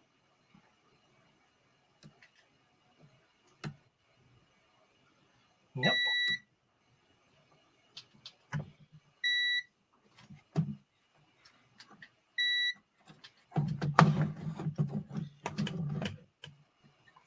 Just playing around with buttons. Stand by. Oh. Yeah, make sure you're using 800K image. Yep, it's an 800K raw image. Okay. Yeah, I believe that I sent you the 800K one. Just wanted to be sure. Just gets there and stops. Well, you know, you don't need it fully working, right? The subsystem works, and that's what the main thing that the Apple, the Mac was used for. Yeah, there you go. You know, that's a job well done. So, you're getting paid now, or do they have to send you a check, or what? Yes. House of Moth, I just placed an order on your site. Why hasn't it shipped out yet? I expect overnight delivery. Well, let's see what he ordered. Please say it's a thingamaboob shirt. Let's find out. Orders. 3 orders. Click the button. He's being exposed live on the interwebs. Here's Jay's order. Just making sure it's not. Can you read out his address? I want to make sure I know where to mail stuff. Steve, I believe you were correct in what he ordered. Yup. A man of good tastes. And just for you, Jay.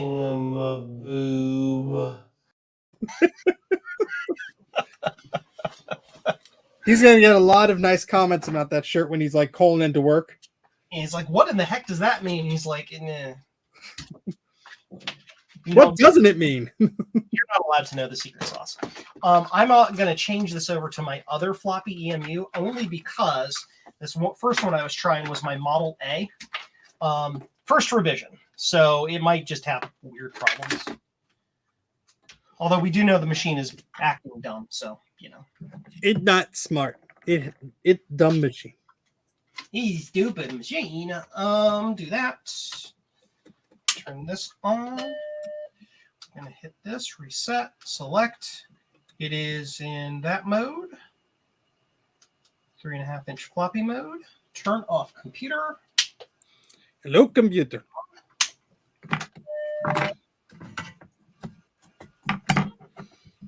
And that image there.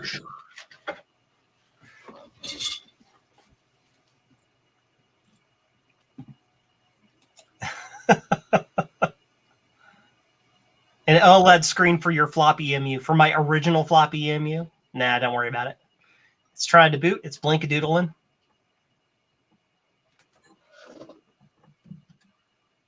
I mean, you're having such luck. I shouldn't even bother trying to boot mine. And it stopped at the same spot. Okay, cool. Well, that at least tells us something. I'm not quite sure what it tells us. Yeah, I was about to say, if you know what that tells you, Joe, that and $5 will get you a bus ticket. It tells me that it's broken. Well, I fixed another few bodges on here. I'm going to plug it in to see if anything happens. Yay! Here, I got to go to settings. I got to change my camera. And then you're going to see the back. Oh, God, everything washed it out. Thank you. Thank you, camera settings, for not retaining when I push buttons. I mean, I know my head is shiny, but it's not that shiny. I mean, gosh. is now being processed. Processing means he's messing. No, Joe's feet are doing all the work processing the orders. Jay, you know how this works. So your order went to some warehouse in North Carolina where they're going to print it custom, and then you'll get it in the mail. I will never see your T-shirt. That's a good thing or a bad thing? It's a thing. It's a thing. Good answer. Good answer. Now observe the back of my head as I try this out. There go my knees. I mean, I can just remove the cereal chip and see what happens. I mean, no magic smoke. 3, 2. Help if it's plugged in. 1.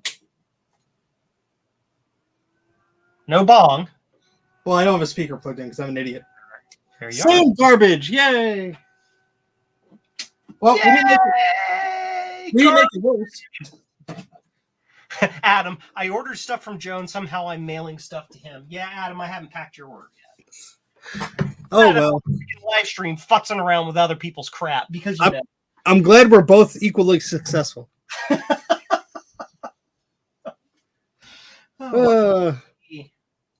Heavy sigh. Like, I'm just on the fence about it being that cereal chip. I mean, blow it off there. I mean, I can. Just huff and puff and blow the chip off. Or don't. What am I, your boss? Yes. Wait. No. Oh, thank goodness. We're going to have some really awkward meetings where I don't know what you do and I try and tiptoe around it. So how's the thing going, Joseph? I need to stare at this and think for a minute. If I wear this as a hat, will it fix it? The PC board got fixed. So that's in the anti-static bag. So I can't mess it up. Bob, you still have an outstanding order? You do? Do you? Orders? Oh, okay. I was gonna say, it scared me. Like I don't see an order from Bob in my list. You probably have a spare one of the cereal chips. Yeah, I think I do too, Adam. It's just an 85. I probably have one in this Apple II over here, right here. Because I believe the BitMouse card here uses the same chip. That almost fell, but it didn't. Oh, no! You have better reflexes than I do. The Steve level reflexes required. No, yeah. You want to see where my X serve is?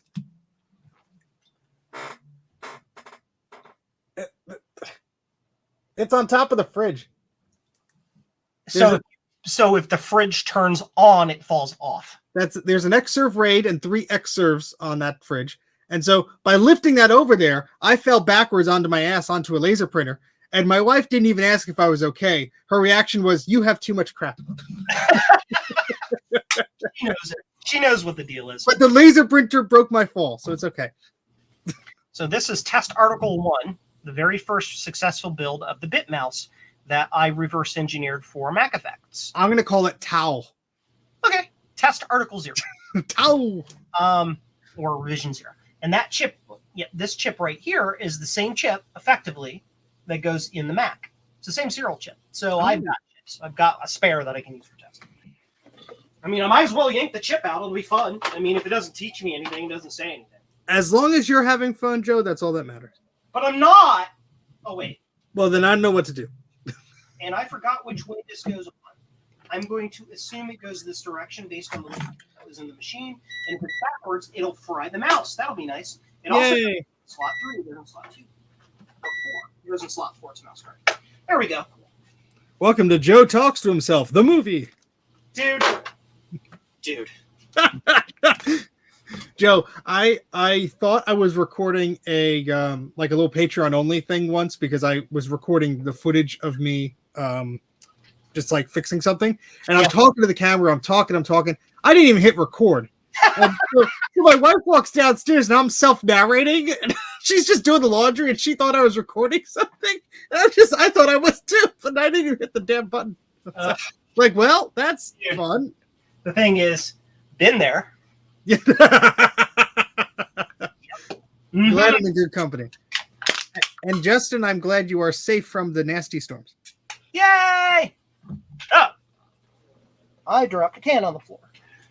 I'm going to put full screen again because I'm going to grab a quick drink. I'll be right back. No, the pressure of streaming. How will I cope?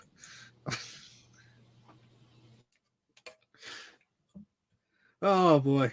Yeah, so this is an SE30 that somebody sent me. They did the recap in themselves.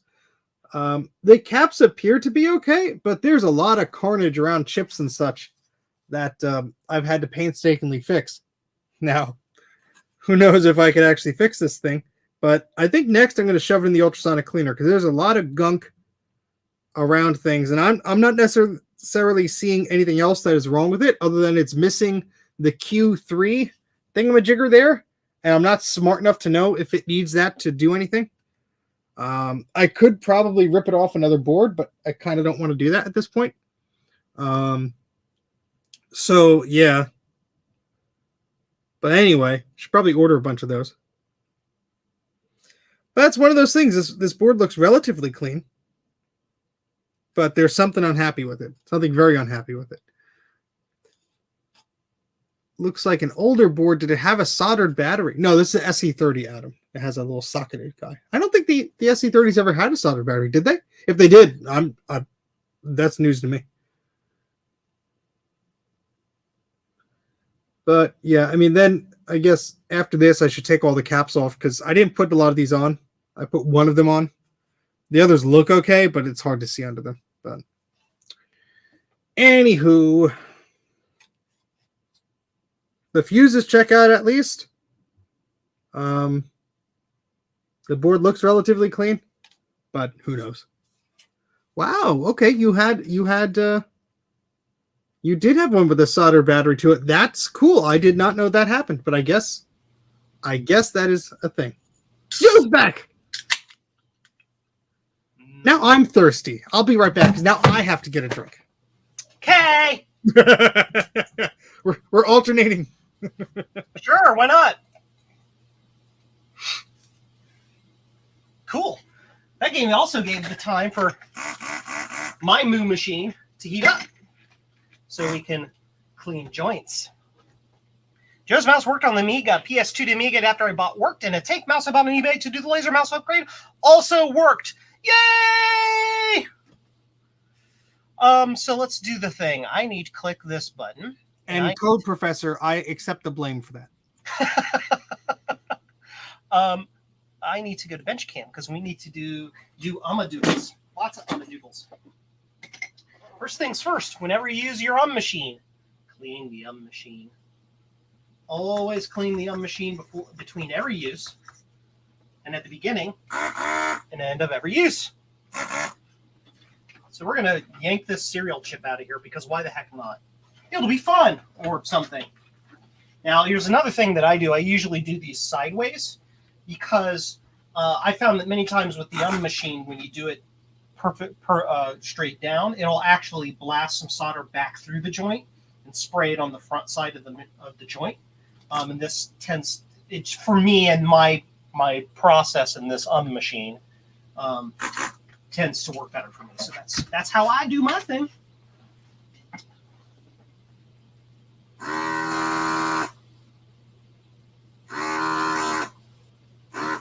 Oops.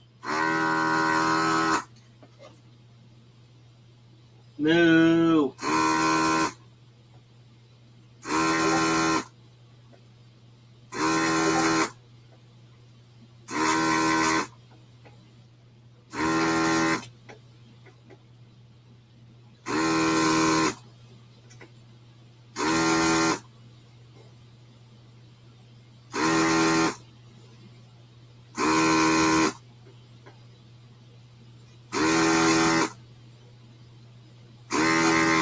Moo!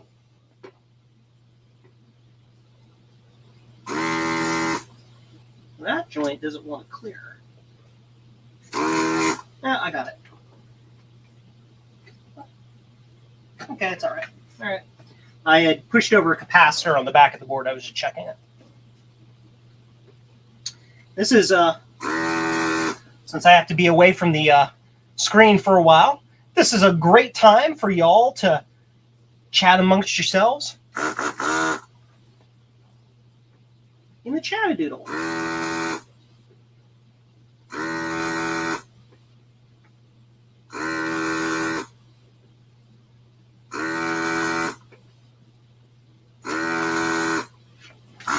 Half done. I'm going to check that under the scope, make sure that all the joints look clear. If one of them doesn't, I will show you. Yeah, they all look pretty good to me.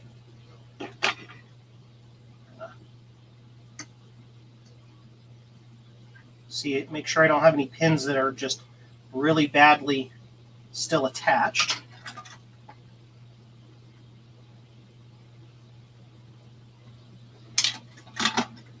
That one's okay. All pins look pretty loose to me. Yep, that looks good. Cool. So we're going to do the next row.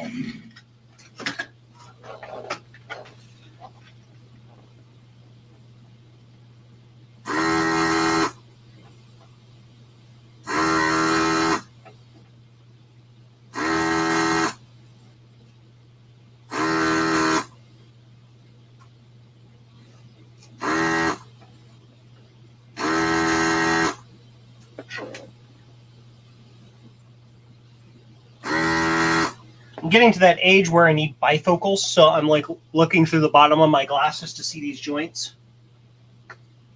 Because my focal length is wrong. In order to see small objects, I have to be up closer, but my glasses won't focus at that range. So, yeah, I'm getting old.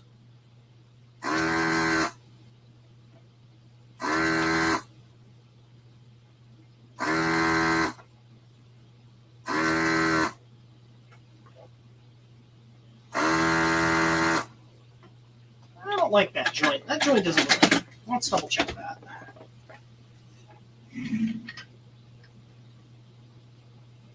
Yeah, that one didn't clear very well. So when the joint doesn't clear very well, for some reason, I'll show you what we do.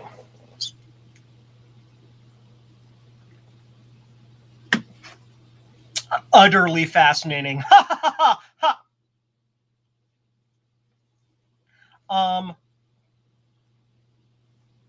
Do what my mom says. Don't get old. Yes. I was going to switch to that because I wanted to show this joint. This joint didn't very well. You can see it's still got a junk residue in it, just probably because the solder eutectics are weird. So what you do is you reflow solder into that joint using your nice clean solder, right? Because you know your nice clean solder will flow better. So you do that, and then you can it back out, and it'll come out with a nice clean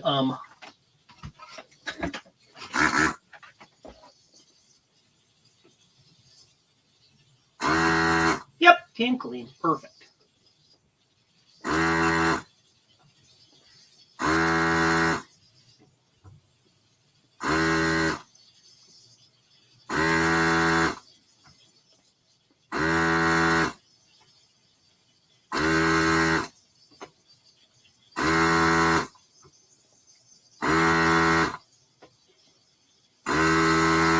All right, we got all our done. And again, what do we, oh, you can't see a damn thing I'm doing.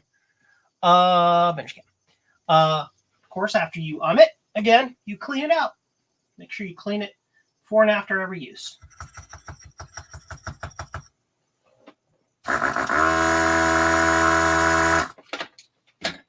Cool.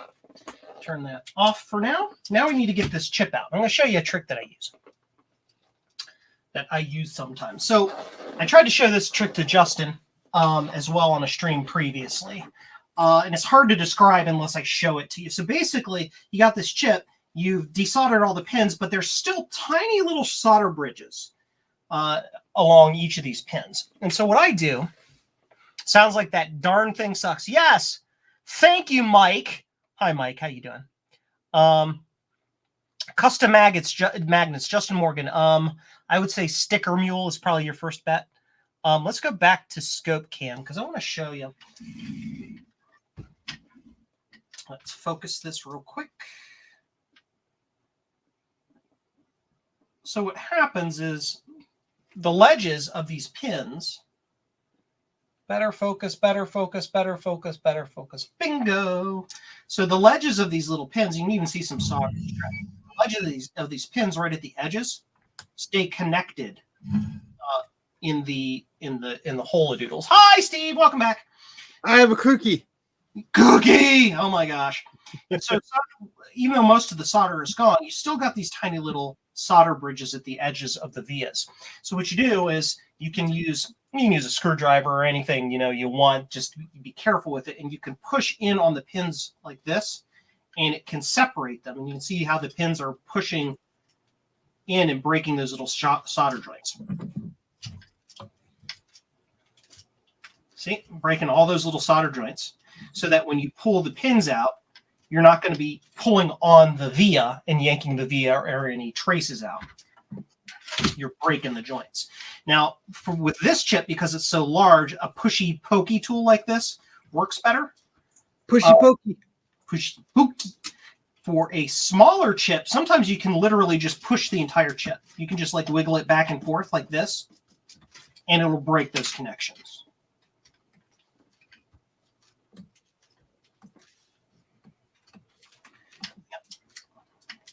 So now what we can do is we can get up underneath here with our pry tool. I use the WeHua chip lifter. That's the chip lifter I use. If you want to buy one of these, go to jcm-1.com/tools. I believe I have it listed there. And the link you click there will go to my affiliate page where you won't pay any more, but I'll get a little drop in the bucket to help me. Thank you. Buckets are good. Because I did that push-a-doodle, just literally, I'm just kind of like pulling on it and it's coming out. I didn't really have to use the chip lifter. This side is still a little stuck, so I'm going to push on it again. See if I can get those little connections broken. Sometimes they don't want to go, but you want to work on the actual joints and not really try to force it, because when you go forcing it, that's when you break things.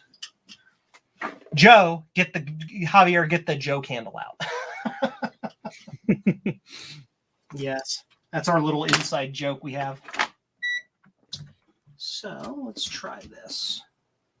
There we go. We got it. Came right out. Didn't break a single pad, a single via, a single trace, or anything. Came right out. Yay! Like a champ. We can show you. All right, I need a marker to mark which chips I've looked at before, because they all start to blur together. Yeah, here's what I was showing about that the shoulder. So these pins, they have this little shoulder on it, right here. Oh yeah, the ones that I was just removing had those.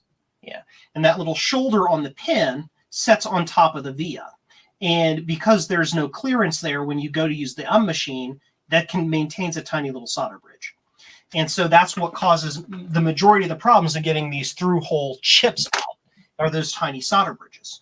So you've got to run across it with a soft tool like the good old black stick and break those tiny little bridges. They're quite fragile, but depending on the fragility of what they're connected to and how much solder is left, for example, this one had a lot of solder left on it, it can yank the entire via out or a connected tracer pad. So that's why you do it that way. So that Good to know.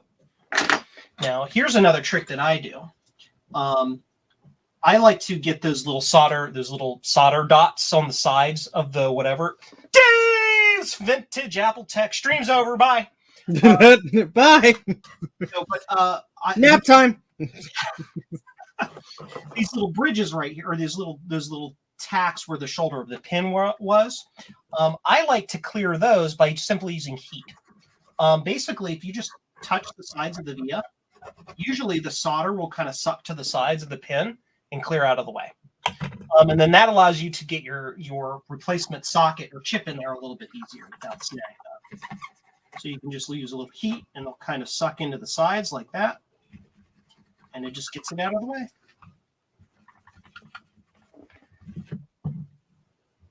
Kind of like magic. Flux is magic. Flux is magic? Flux is magic. That's what the new musical I'm working on. Oh, cool. Will it have My Little Ponies? Sure, why not? Let's hit all the demographics. Yeah. 8-year-old girls and bronies at the same time. Also nerds. What could possibly go wrong? It's like FluxCon, and it's just like the weirdest miasma of funky people. You got like soccer Karens taking Stop giving people ideas, Joe. Their daughters there while like having like these weird like college students there at the same time. And then there's one corner of a whole bunch of antisocial people that look like nerds, and then you realize, oh, they're the ones who are actually there for the flux. Got it. We were told there would be thottering. We were told that we would get free flux. we want more of that sample 88. That's why Flux is magic, because that sample 88 smells like something out of a My Little Pony cartoon. You seem to know a lot about My Little Pony cartoons. Okay, that's the end of the stream. I'm sorry I went there. I apologize. I was a guest and I ruined my privilege. Bye, Steve. Why am I $1 poorer on Patreon? What's going on here? So let's go ahead and I took that cereal chip out. Let's test it without the cereal chip. Found a glob of solder that wasn't melting inside of it. There you go, Adam. Yep, you got to keep those soldering machines clean. So cereal chip removed. It may boot with it. It may not boot with it. I don't know. Yeah, System 6 shouldn't care about it. So it, in theory, I wouldn't think, but you know, anything is possible. It's an old computer. Yeah, it's my best guess right now, just because of the way it's warmer than it should be. It's an old computer. Logic and common sense go out the window. Yes. They don't call these logic boards. They call them irrational boards. Hey! Do it. See what happens.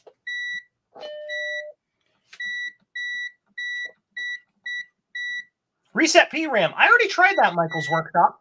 It doesn't work. It won't take the reset PRAM command and do the rebootadoodle. Which may mean that the actual PRAM chip is bad. That's fine. Resetting the PRAM usually does not fix these issues. Michael's workshop is probably just being a smart aleck. Booted to that spot and stopped. Same.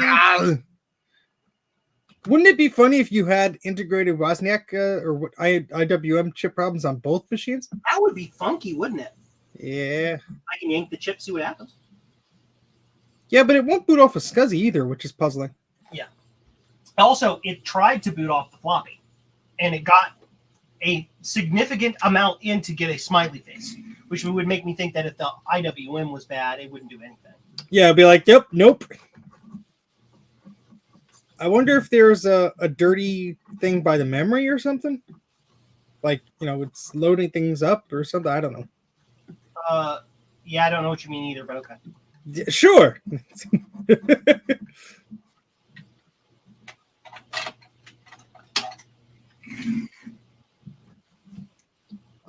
I mean, it responds to... Sorry, Michael. Your reputation precedes you. That's why we assume these things. It does not respond to keyboard inputs at all. That's great.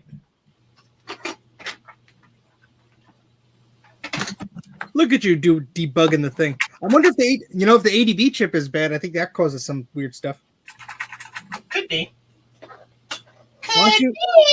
Why don't you remove it and see if there's any gunk under it? It's a nice corrosion. Where the heck is the ADB chip on this machine? Excellent question. I have no idea. It's probably this microchip chip that's next to the 6522. Adam will know. And it's labeled ADB, so yes, that is it. No, I question it. I don't know if that's accurate. That would explain why it's not taking my input for resetting PRAM. Yeah, probably. Does it do the reset and interrupt buttons on the board work? Yes. Okay. That's how I test. Yeah, see if I put it in reset mode, it sometimes show, or into interrupt, it sometimes shows like random text on the screen. Well, it's just trying to talk to you. Oops, I hit it too early. Ow, scalpel sharp. Tom removed a capacitor, placed it somewhere, and now he can't find it. He blames you, Steve. Yeah, well, join the club. So if I go into reset mode, yeah, it's just not doing anything. Smash your forehead on the keyboard. Yeah, no. Ow! I made a bad joke and I stabbed myself with the scalpel. I deserve that. Well, that's a good diagnostic test. So now we do more things. I want bench cam. Okay, so let's put the serial chip back in. Where is my, here it is. Because I need, there's a little blob of solder I need to get off this pin here real quick.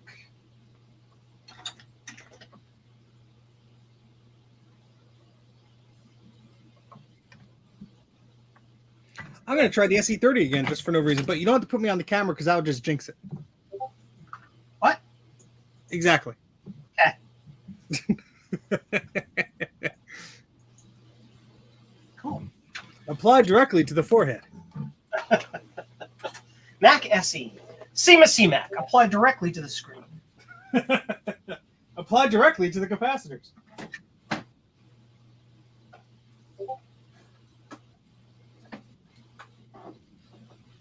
All these badoops going off. Forgot to do badoops. Who's badooping now?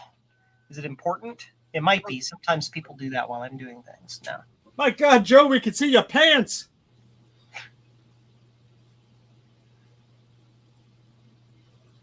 Oh, it's Tom.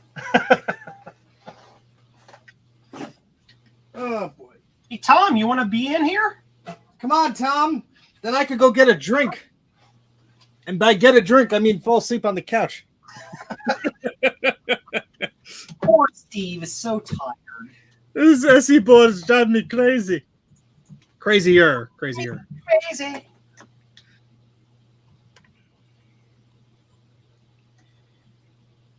Oh, boy.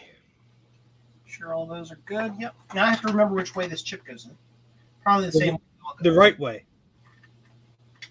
I mean, you can put it in the wrong way. Worst case scenario would be like with Ron's adapter that I helped him design incorrectly and is my fault. No, that's you're fine.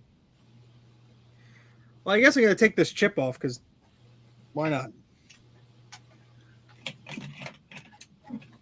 I also didn't test any of the memory modules I soldered. That's how confident I am. Steve. If it's broken, I don't know it's broken yet, so I'm assuming it's working. Okay. Let's go to change camera angle so you can see what I'm doing. We can see all the things that Joe is doing. Tom requested a link, so I'm gonna send it. That was a free song, Joe. Thank you. That's one way to respond. Booting me from the street would be another. I follow the Patrick Swayze rule of life. Be nice. Oh boy. When do we? There you go, Tom. I sent you the link on the thingamadoodle. You be nice until I tell you not to be nice. I will be nice. Joe is a national treasure. Oh, thank you. I don't know what nation, but The nation of Joe. that's actually funny. They have great benefits. All All the solder you could eat. I mean, come on. the solder you can eat. Do they have donkeys? All you can eat. Nation plan is great because nobody's smart enough to graduate because of all the solder. So, it's like that's how I save all the money. I like this. I like this a lot. Oh my gosh, we have a Tom. We have a Tom. I know he's going to put eyes on things. Hey, you. What's Hey, up, how man? you doing? Let's see. Is these eyes? No, Crap, that's not right. eyes. Somewhere I have eyes. Somewhere. OBS overlay, but I don't know where it is. Oh, well. And I don't know where my real googly eyes are either. Well, you just have to make new ones. Well, Tom, I believe an order is coming to you from Joe's Computer Museum. I know. I'm excited for that. I think I'll get that tomorrow. You may get a restock of some parts that you need, so that you'll see. You see what I did there? You'll see. I'll see. You'll see. Look at all you with your fancy microscopes.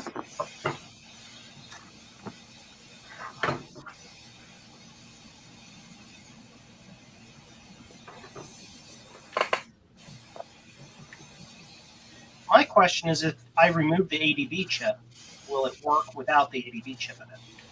No. Okay. It's possible the ADB chip's just dead. The serial chip could also just be dead. Or not the serial. I think the ADB chip does a lot of like the timing and stuff. Yeah. So I think it's fairly important. That being said, what do I know? I'm just a scientist. Yes. Yes. Answer a question. We need the smart guy. I'll ping him and annoy him. Send him 1,000 messages until he responds. He'll be like, what? What? What? On me.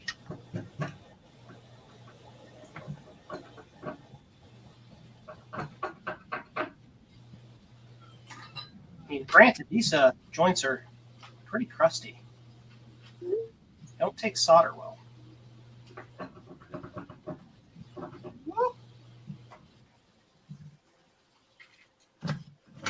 So what are you working on, Tom? I am recapping a Macintosh Classic, or it might be a Classic 2, actually. I mean, from the picture you sent, it looks fine.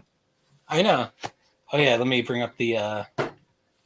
If it has RAM slots, it's a classic too. Yeah, it has RAM slots. Gotta check that EGRA chip. Well, so I recapped it, but I didn't have any of my actual good equipment because I was at a local hackerspace, so I was using like a crappy iron and no microscope. I was using those like Adrian's Digital Basement glasses. Oh, so you're just So, soldering. so of course it didn't work when I brought it home to test it. Yes, blame the equipment. I'm gonna blame the equipment and not my not amazing soldering. Nah, I think the equipment's at fault. How do I bring up? Good mechanic always blames his tools. Hold on. That's not how that goes. Oh yeah, look at all that grime. Smelling the smell of this board, I think like at least one of these capacitors exploded and juiced all over it. I could smell the smell of the board. Joints are just nasty smelling. Even though it's like not one of the boards that does that, but whatever. This one's special. Special. Checking for solder balls and things between the joints. Nope, they all look good. Look good to me. Got one, maybe something right there.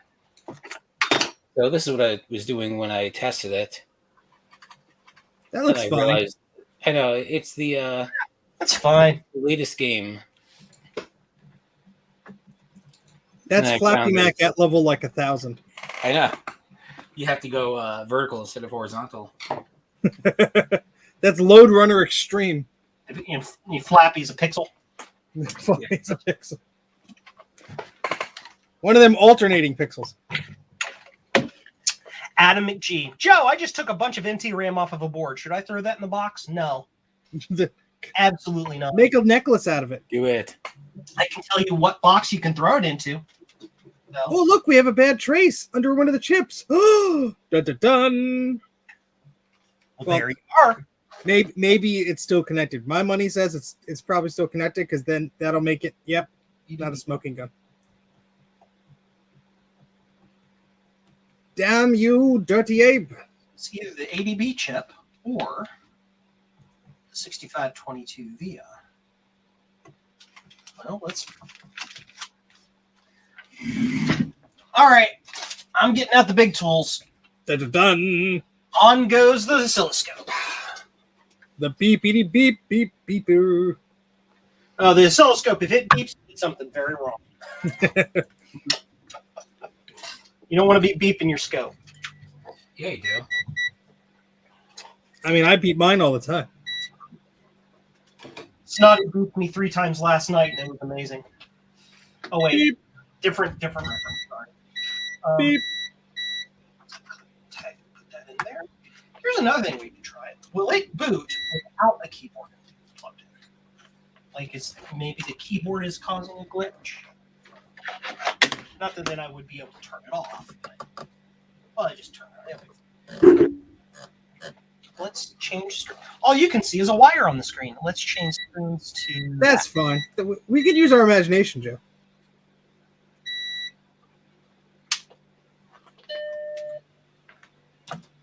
Silly scope. It's in trigger mode. Oh yeah, that chip looks delicious. Tasty. Oh, looks good. Supposed to look like that. Voltage. Like, should I bother cleaning up this chip, or should I just put a new one? What chip? Where? What? Bye, Rudy.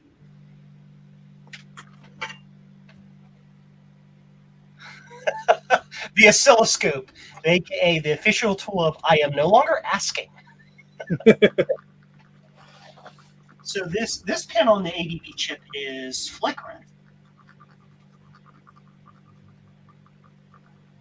Send a little data pulses. Regular data pulses.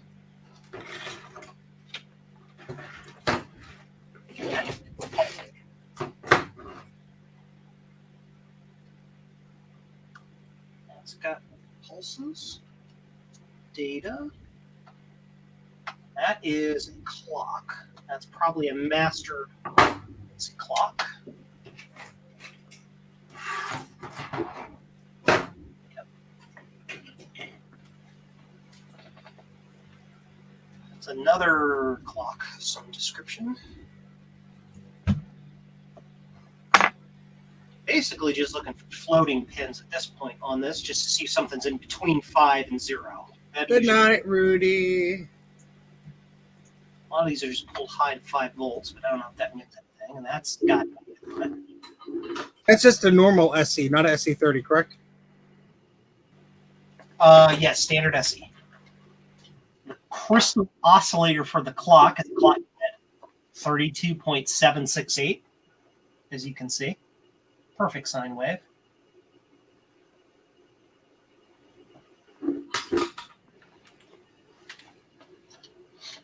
See, I have a scope. I wish I was just like knowledgeable enough to use it.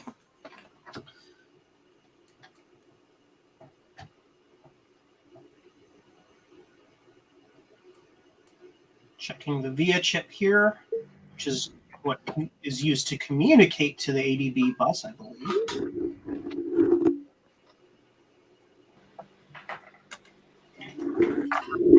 This floating pins. This chip is real crusty. So that's oscillating. Yep.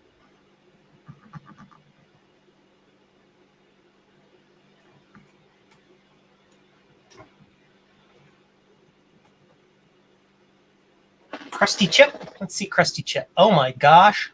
It's a little less crusty now. You should have seen it 5 seconds ago. I was saying, should I just replace it or should I try and clean it up?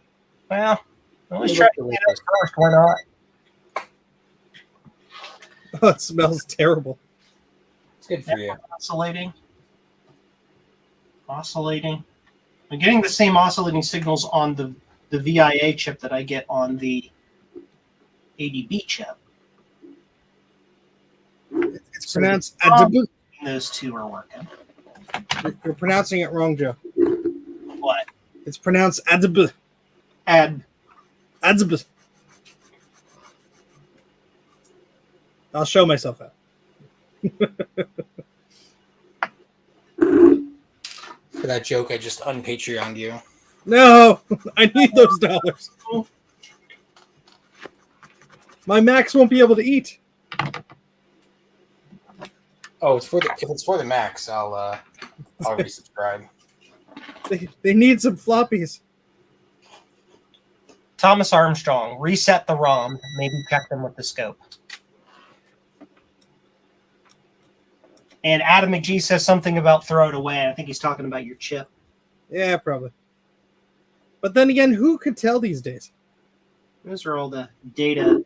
Those are the data pins. I'd have to look at a schematic. Schematic doodle.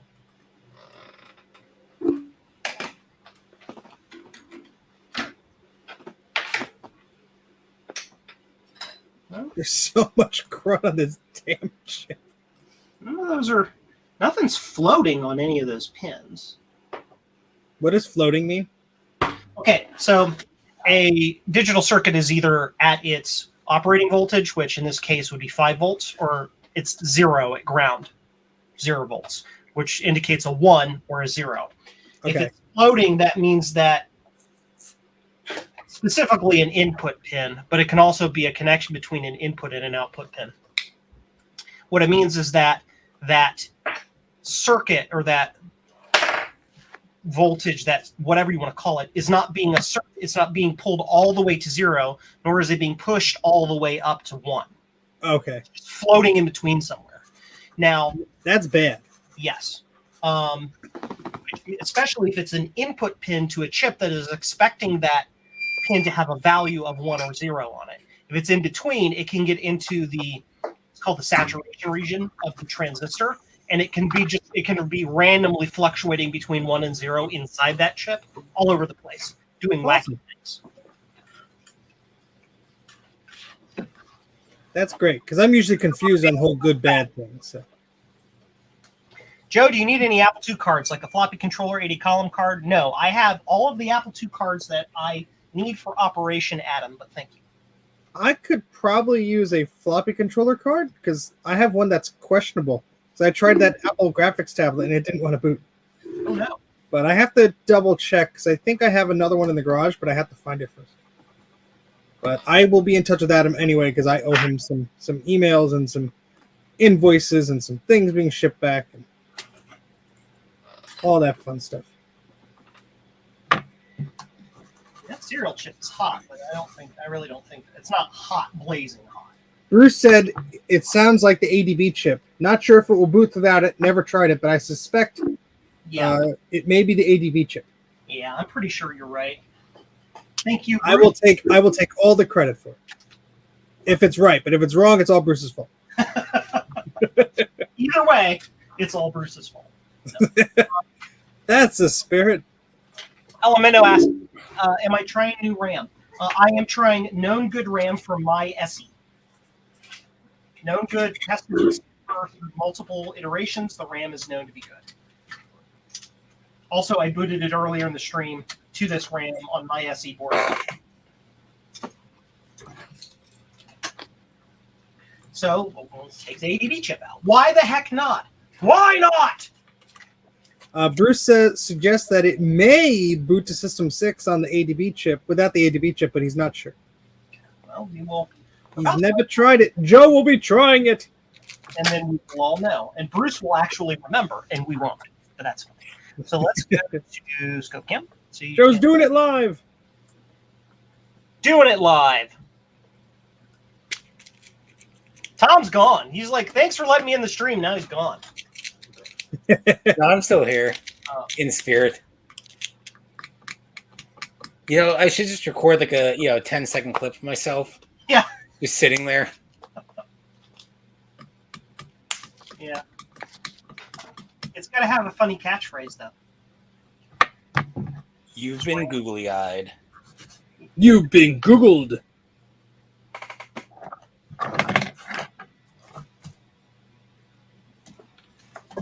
Adding a little solder to those pins so it clears out better. Yeah, you have to have your kind of your brand. You've got to have your trademark like this. You know, if you're taking Thingamaboob, can I have 8 bits is all you need? No. That's trademark. If you're not using 8 bits is all you need, can I use it? If you ain't using it no more. Good. Can I just borrow it? Hey, I use 8 bits are all you need for my scripted videos. Thingamaboob is for my live videos. That's how people know what to expect. Yes. Fine. 16 bits is all you need. 12 bits is all you need. 12. What are you? Some like weird, obscure 1970s mainframe? You got that right. 1 bit is all you need. Like the old there's like old PDPs are like 36-bit machines. They're funky. 32.5 bits is all you need. The 33rd bit is always on. It's floating. It's floating. Schrodinger's bit. It's 1 or 0. Hi, I'm Steve from Mac84 and do the thing. Okay, let's get this chip out of here and see what the heck happens. 9 bits are all you need. 1 bit for parity, says VHS. Parody.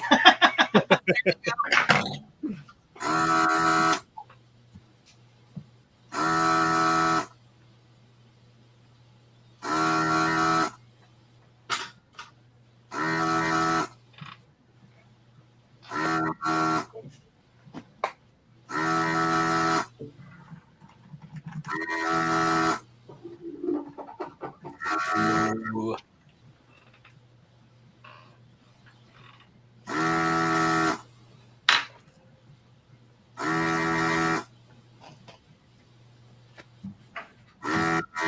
Come on, sing along. You know the words. Nobody can see a thing. Goddamn. Sorry. I never have the right freaking camera on. Language.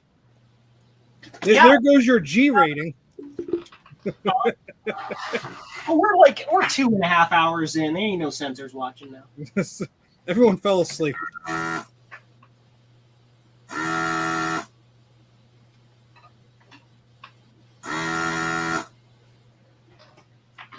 Let's put the questionable chip back. Yay. You know what's not recommended? Having your face right by the exhaust port of your desoldering gun. That's fine. Good. It's fine. That's how. Then you could smell progress. You can smell progress. Yes. Like, am I doing this right? Oh yeah, that's it. That's not a good. Okay. Before I'm mumbling to myself. Right, That's okay. That's what we're here for, Joe.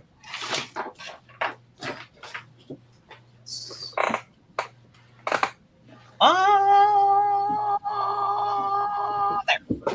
So, I want to show this. Anyway.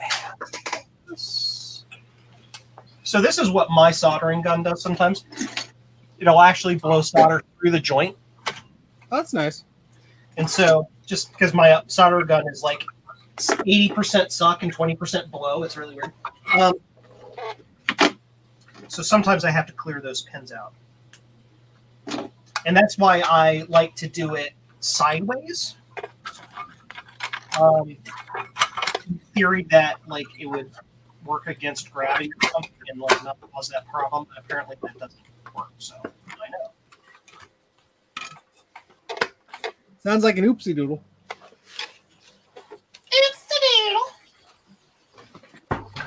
Cool. So I can show you the push trick that you can use. And I learned this trick from one of the people I'd love to have on Retro Repair Roundup from Arcade Repairs. Basically, take the chip and just literally push on it both directions like that. You can sometimes loosen the chip up. Oh. In this case, it's not doing it. Of course, because I'm trying to do it on screen. Well, it's worth the old college try.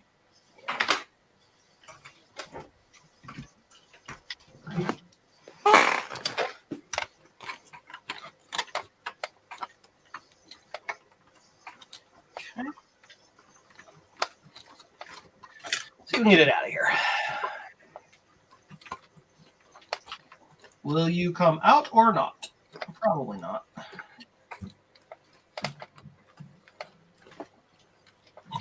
Probably not. There we go.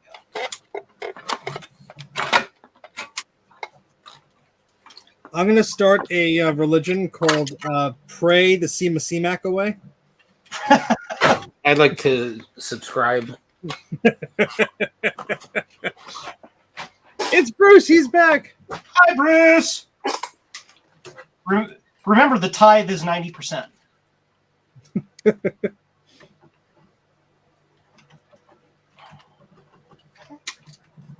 All right, so I took off the LS166 chip, cleaned it up, and slapped it back on. I probably should have put a brand new one on, but I'm an idiot, so we'll see how this works. Here's a cool thing I just learned about this chip lifter too. I used the, you see how you can't see that. The little two forks of the chip lifter are exactly 2 pins apart. You can push in on the pin. Oh. And it pops those little joints apart. You can hear them like crack. And look at that. Chip comes right out. Magic. Bruce, we're trying your suggestion. I'm removing the ADB chip. We're going to see if it fixes it or not. If it works, it's credit goes to me. If it doesn't work, it's your fault, Bruce.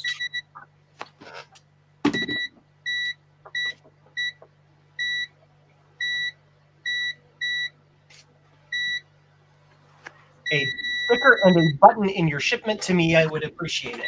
Yes, I can include that, Adam. I do not have buttons though, so I mean, I can send you some this button. Like, if I have an extra Ron button, which I probably do because he likes to send those out like Russet and Flutes. Love you, Ron. Anybody get that joke? The rest of it? I fell asleep. Sorry, what? No, there's this Star Trek thing where in the Next Generation, where like Picard gives out flutes. You lost me at Star. Oh, okay. Not a Star Trek guy. Well, screw you. No, I'm joking. Please, Trek. please accept me, please. Patrick Bateman. I want to fit in. I just want an 8-bit sticker mostly. Yep. The symptoms certainly point to the ADB chip. Well, that's what I've removed. We're going to see if it has any effect on anything. Just clean up any solder balls and trace cross connects before we turn it on without it in there. Sorry, Bruce. I cracked my knuckles and I forgot you hate that.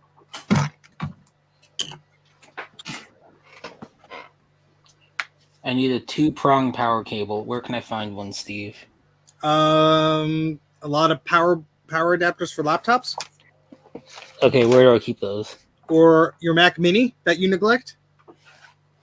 I lost the power cable for that. Well, I can't help you there, pal. I guess I should ask that. Wait, this Mac Mini? Yes, the one that you use to raise the short leg of your couch. Here I'm thinking I should make fun of Tom for losing a Mac Mini power supply when I lost the entire top case to an Apple III. Well, that's fine. To be fair, I did lose an entire Mac Mini. It's just broken pencil, and it's gone. And the worst part, it's an M1 Mac Mini. Oh, really? I thought you lost the other one. No, that's the one I've used. That's my 2011. I'll come over and help you find it, but finders keepers. Bruce is asking if I have a spare ADB chip, Joe. I do, maybe. I have a parts board that I was rebuilding to build the Blueberry Tosh that I could probably yank the chip out of, but that board was battery bombed, so I don't even know if that ADB chip actually works.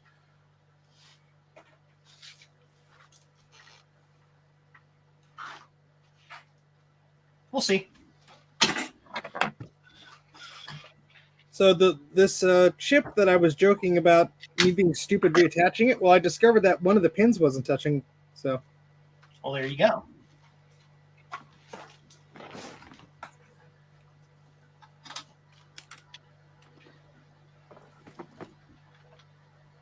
I have Fleetwood Mac stuck in my head. Why? I don't know. Go your own way. You can something. So I don't know all the words. I have Everywhere stuck in my head. Come on, Joe. You can help us with the lyrics. I actually know that song, so I could.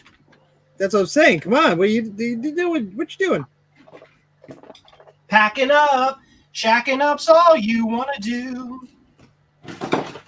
Booting up's all you want to do. Baby, I'd give you my world.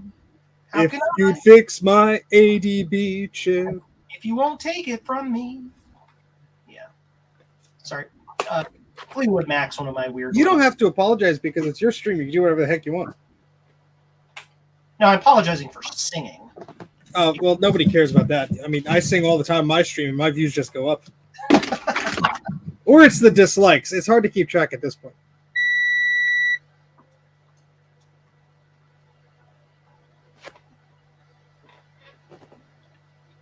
Allows you to put an ADB chip from a Mac Classic onto an SE.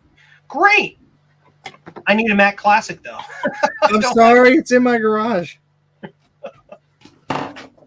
Joe's been very patient. Yeah, I'm just looking for a Mac Classic so I can have a test frame for working on people's boards so I can work on more boards.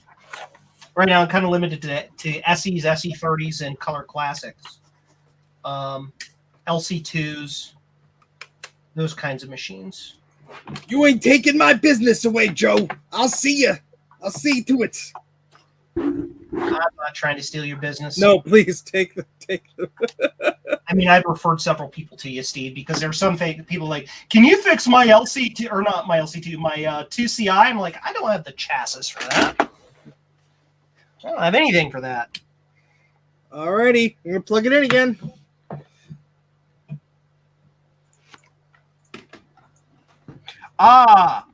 You can still buy the classic ADB chips, but you can't buy the SE chips anymore. Gotcha. Because the chip, basically, it's the same chip. It's just a different form factor. You could bodge wire it. All right, 3, 2, 1. Watching with intent. Dang it.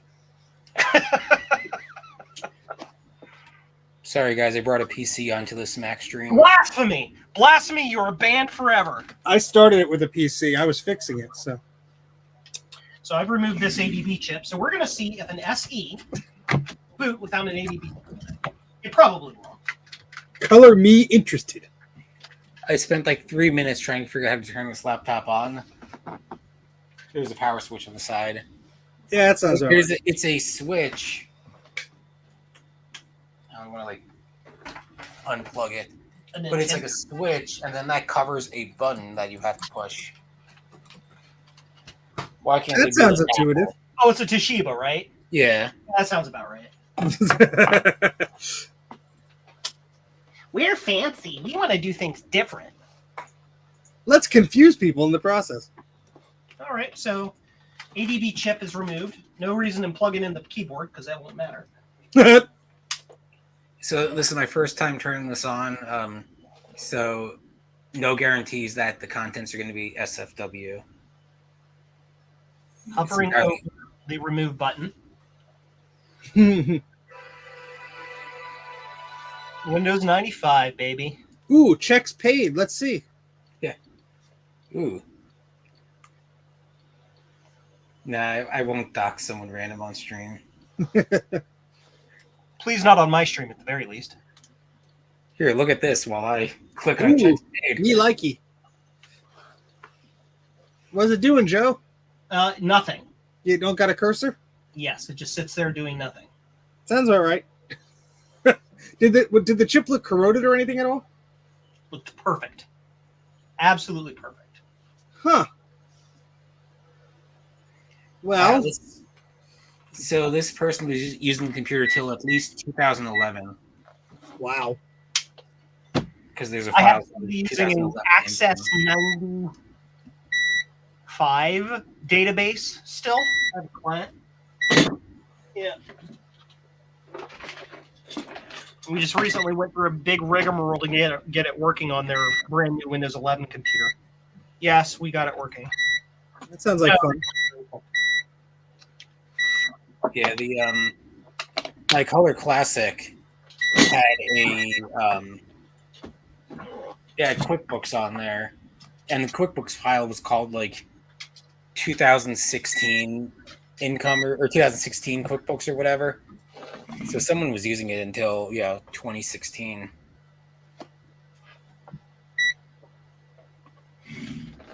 I can hear you calling my name. I don't think this cap goes anywhere.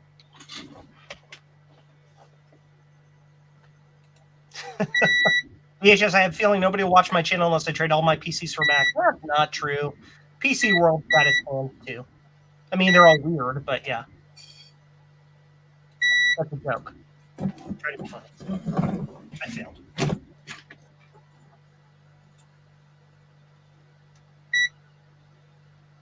Just gonna clean this up real quick. I'm gonna actually put a socket in this so I can swap it in and out easy enough.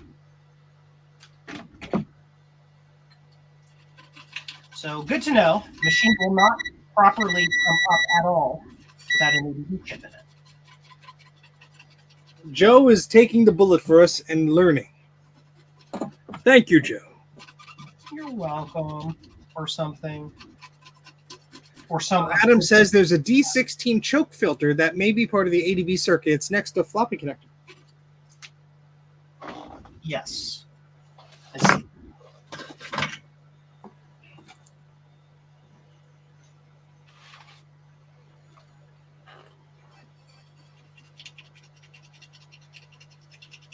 This program performed a legal operation. Oh no, Joe, sorry. I did a illegal operation on your stream. Oh, no. Oh, no.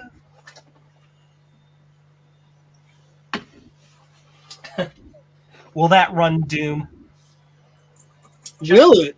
On the black choke block. Gotcha.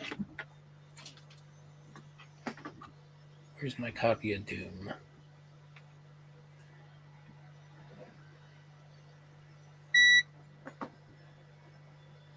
Oh no, it locked up. What a surprise. Yep, that sounds like a Windows PC from that era to me. Just put it out of its misery. Sounds about right. Just take a pillow. Just ignore it. It's okay, Windows 95. And it makes like the shutdown noise. Yeah. But like sad and slow. Yeah, that old thing where the sound card wouldn't receive buffer data fast enough, so it would repeat the last sample over and over and over again when it locked up. Yep. Mm-hmm. Tell me you're an old PC tech without telling me you're an old PC tech. Computers are fun. General protection fault. Error in VXD VFAT.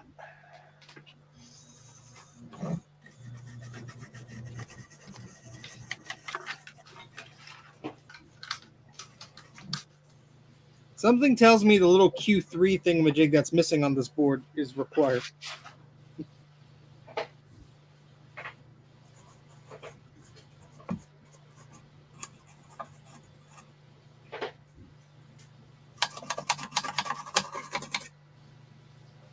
I'm gonna try it again because I'm a glutton for punishment. Push the button.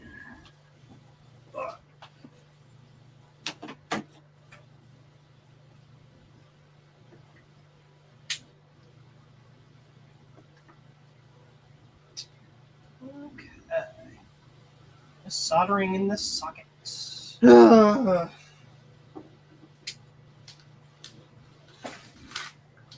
Without my fume extractor on, I'll survive. Computer technician Joe Strohsnyder died today at the age of 42 from smoke inhalation. He's fine.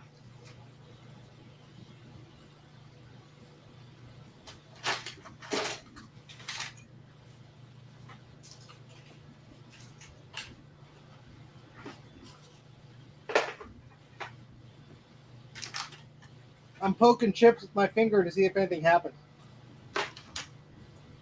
That D16 is bad. Check one on the IIGS. Oh my gosh, is that Drake? Hi, Drake. Hi, Drake. People are like, Joe's dead. No, can I have your Apple III? Like, it is an absolute freaking like garbage pit. So sure, why not? Your problem now. Give me your Apple III. There's so many things that you can do when you put a Titan 2E card in your Apple III. Like blow it to kingdom come. And make it look happy. So we got a socket in there so we can do swap-a-doodles on that chip. I want to swap that with a different chip. But, I mean, it was signals were going in and out of it. So so people are saying the filter is doing other things. Maybe. So they're saying beep-a-doodle the filter out. Check for shorts. Beep beep. Beep, beep. I need new batteries for my beep-a-beep machine. It's been saying it's had a low battery for the past 6 months now. That's fine.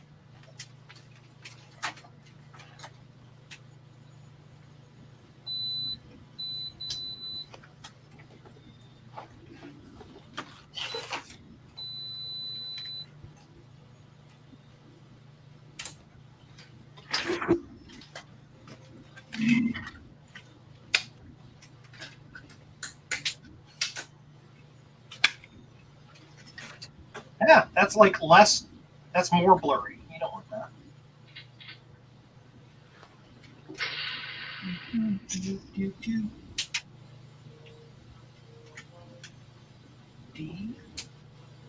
Dang it.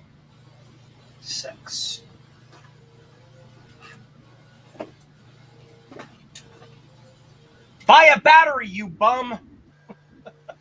Drake, $5. Buy a battery, you bum. Eat. You. Oh boy. It should have continuity. Gotcha.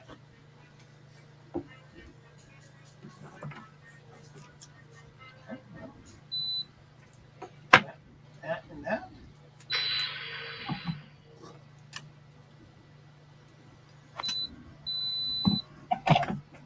I should label this board before I get it mixed up with other boards.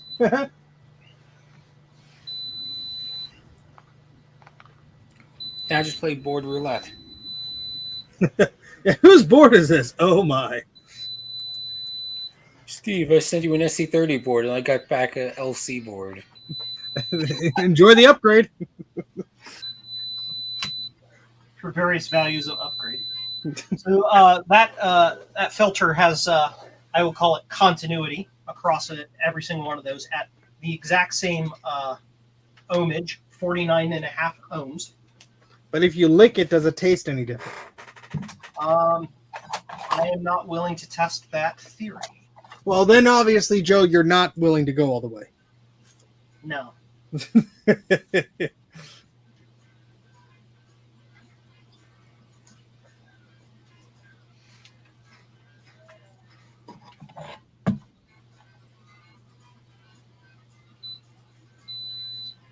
Well, Tom's obviously having the most fun out of us. Yeah, I gave up on trying to fix that classic for now. You're like, Eh, it's fine. classic or Doom. I'll do Doom. He said, do. Doom. Do.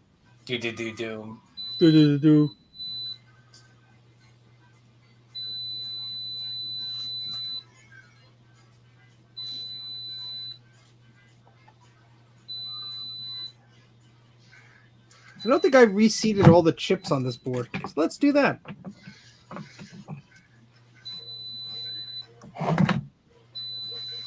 Those filters are all good.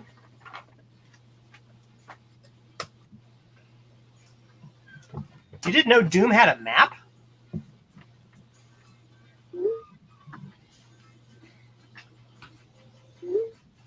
Doom had a map even like the SNES version. Sure, Justin. Only after you. It's the tab key for the map on Ultimate Doom, at least.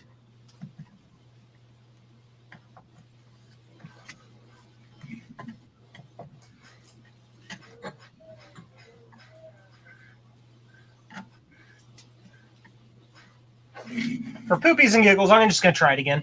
Yep, poopy. For thingamaboobs and giggles.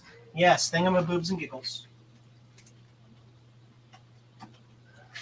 Will it boot out without a keyboard plugged in, but with the ADB put back in the machine? Beep. Did it chime without the ADB chip? No. Yes, it chimed without the ADB chip, but then it just sat at the hash board. Yeah.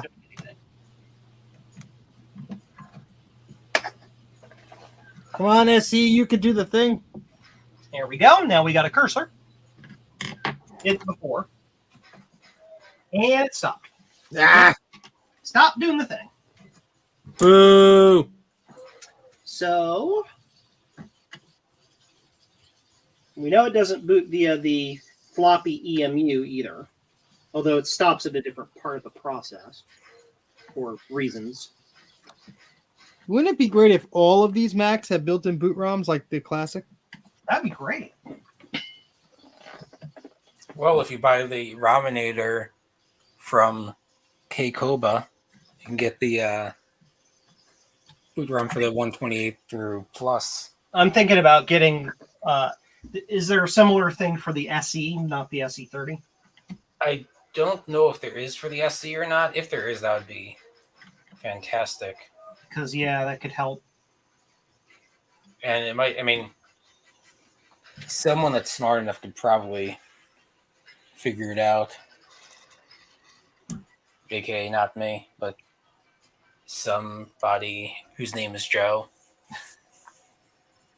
Every time I'm on a stream with people, they're like, "Joe, can you reverse engineer that?" I'm And like, Joe's not smart enough to say no. Have you seen my backlog? Have you seen my list? Let me show you. Well, I want the SCSI adapter for the K Pro.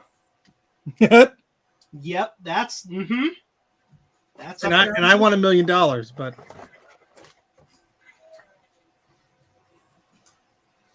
I've got like 3 K Pros behind me. I'm glad I don't. And instead of working on them, I'm playing Doom. That sounds about right. There's another filter up here I didn't check, so let's check that filter.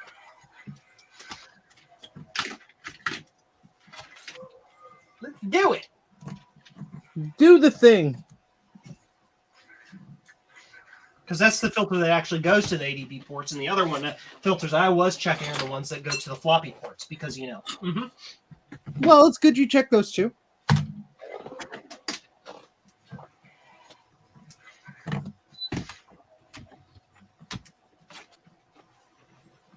Does that laptop not allow you to scale video to fill the screen? Oh, Probably. is there some way to do it in Doom? Yeah, there's a way to like increase it, but I forget. I know I could probably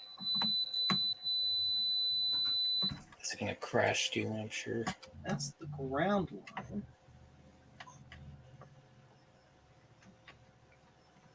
And it's charging up like there's a capacitor on it? That sounds like fun. Beep beep.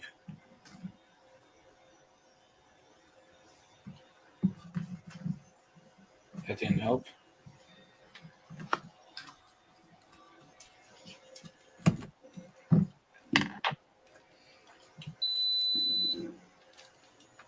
That's just ground. It's just a ground plane.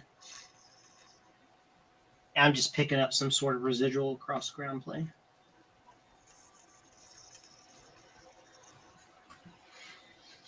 Well, let's check a different board that we know functions and see what values we get and do some comparisons. So That's using the old noodle. pass through, pass through, pass through. Yep. Interesting.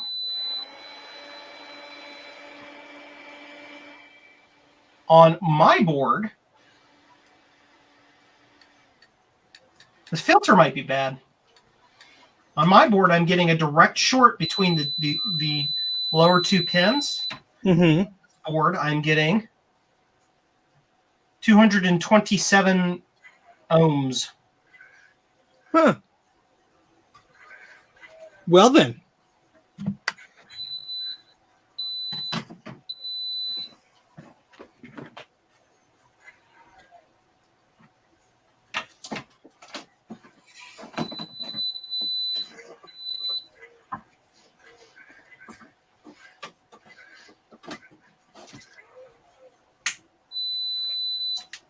I need to take that off there, make sure I'm not shorting something.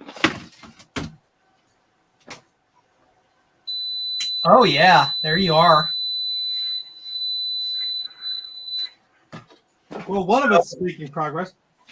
It can blow up that filter. Yes, I'm thinking that's what happened. So let's go to bench cam. So I want to show you. So this is the bad board.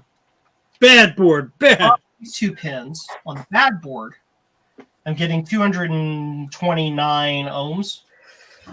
And on my known good board, dead short. Okay. Now, corner to corner on my board, I get 356 ohms, something like that. Mm-hmm. On the bad board, corner to corner, dead short. Bad filter. You want the filter from the 2GS board? Yes, please. Adam is just so helpful. Adam is he's an awesome guy. Adam is really cool. He's goofy, really goofy, but he's super helpful. Yeah, because all of us are super serious. I mean, yeah, we're like just normal as heck, right? So, Adam, should I be able to yank this out and just cross each of those and use shunts? Yeah. Michael's workshop. You can yank it and just use shunts. Yes. At the very least, they can maybe use shunts for testing, just to see if that gets it working. Easy enough to do, right?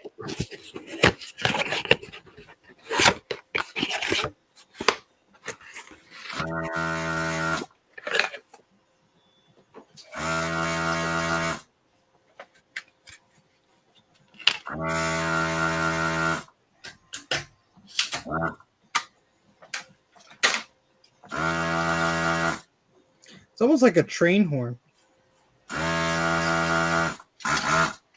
Apparently, that's a thing around here. People putting train horns in their trucks. Wow, people are smart. Oh, that's lovely. Yeah, let me. You're gonna stop at a red light. Let me scare the crap out of you, literally, by. Now, to be fair, maybe this is an Ohio thing. I think that's freaking hilarious. But not in a truck. I'm thinking in like a hatchback or something. This tiny little car. Only to very specific purposes, not like all the time. Just randomly, like you're just like putting up in this little Yaris or like a Prius or something like that, and you're like, Yeah, literally scare the crap out of someone. Because that's what would happen to me. I'd be like, "Oh, my poopy pants." okay, the filter is out.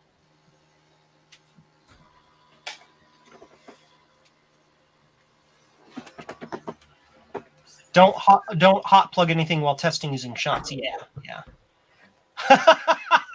VHS, I'd do that if I had a Cushman meter made. Oh my gosh. Have you seen Musty One's Cushman series on his Cushman meter maid? He did a great job at restoring that thing, and I could just imagine him putting a big horn in that. He would be the one to do that. Joe's using words I don't understand.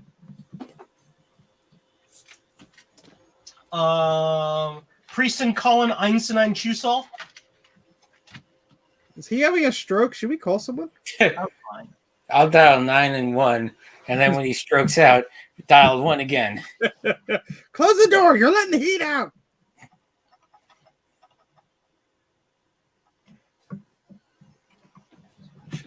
This is my good buddy Orlando's board, which I have not been able to fix yet. Because Oh, that's what does it do? It's SEMA CMAX. What does this error mean? That means try again. Oh!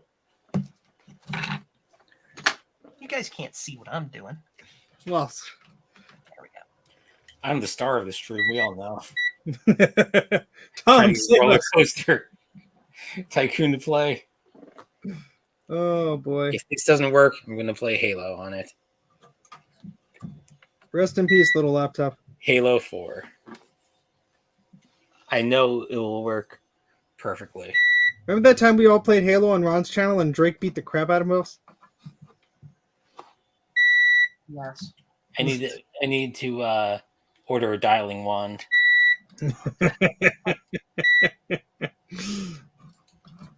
Oh. Yeah, that's okay. I'm tired of poking at this board. And all SE30 boards. Go sleep. It's like, come on. Why don't you want to work here, buddy? It's like the grumpy teenage daughter of Mac boards. Yeah. I don't wanna. Drake's dad doesn't make him boot. Janie's parents say that you're a loser.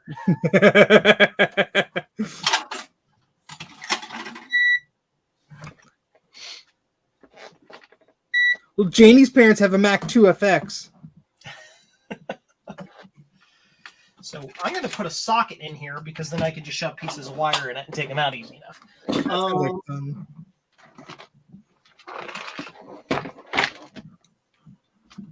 Here, look at something that you guys can actually see. no, I'm good, thanks. There you go. Well, I'm going to test this board because I haven't tested it in a long time and I don't know what's wrong with it. So.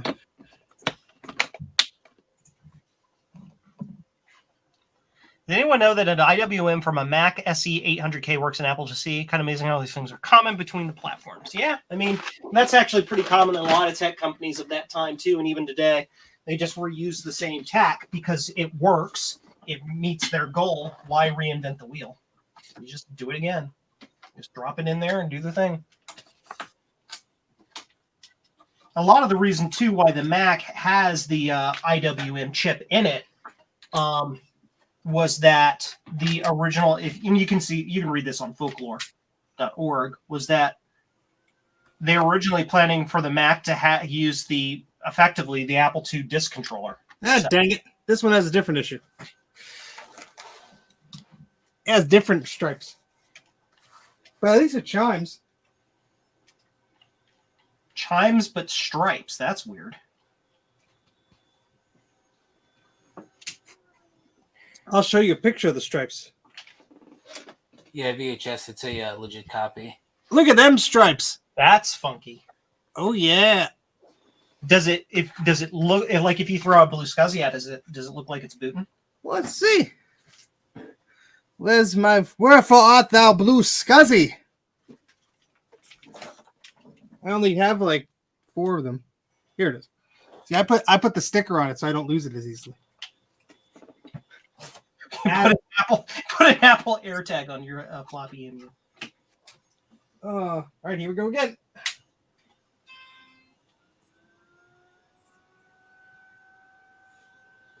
Yeah, different pattern when the scuzzy's connected. Interesting.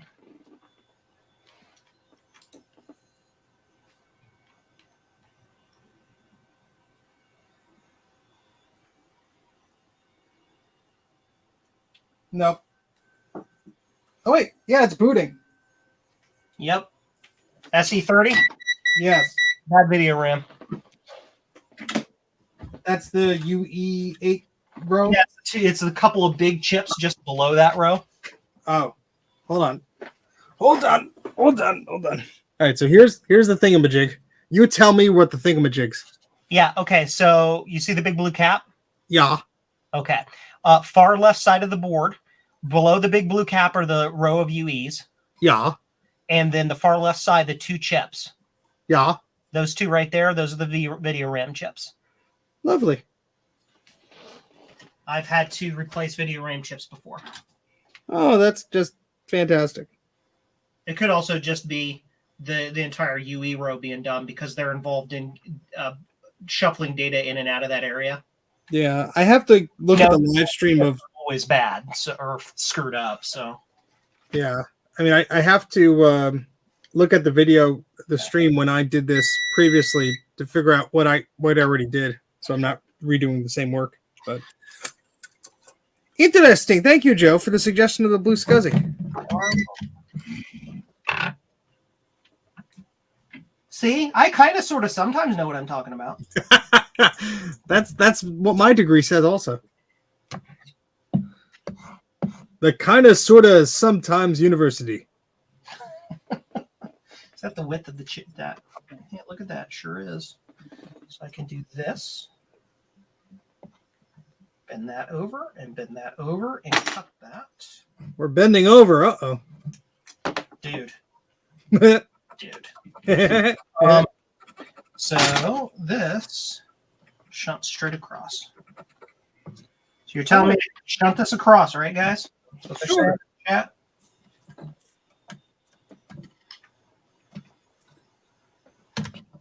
You know, if I can get it in there.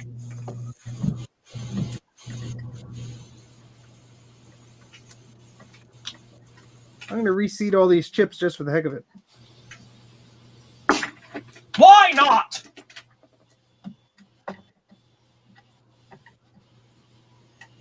Cool.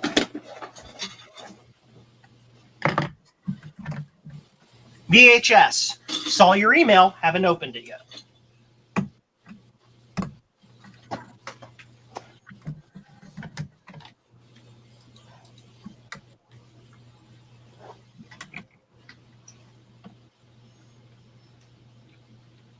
Okay.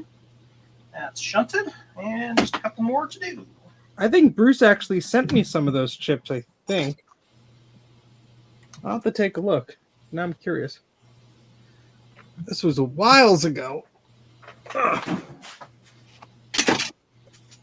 What chip are you talking about? Yeah. Let's see. Yeah. Nope, those are sound chips. They're still a fairly common chip. You can still find them. Yeah, because Bruce said, "Oh, I got loads of them. I'll send you some." I'm like, "Oh, great," and I believe he did. Finding where I put them is a completely different story, though.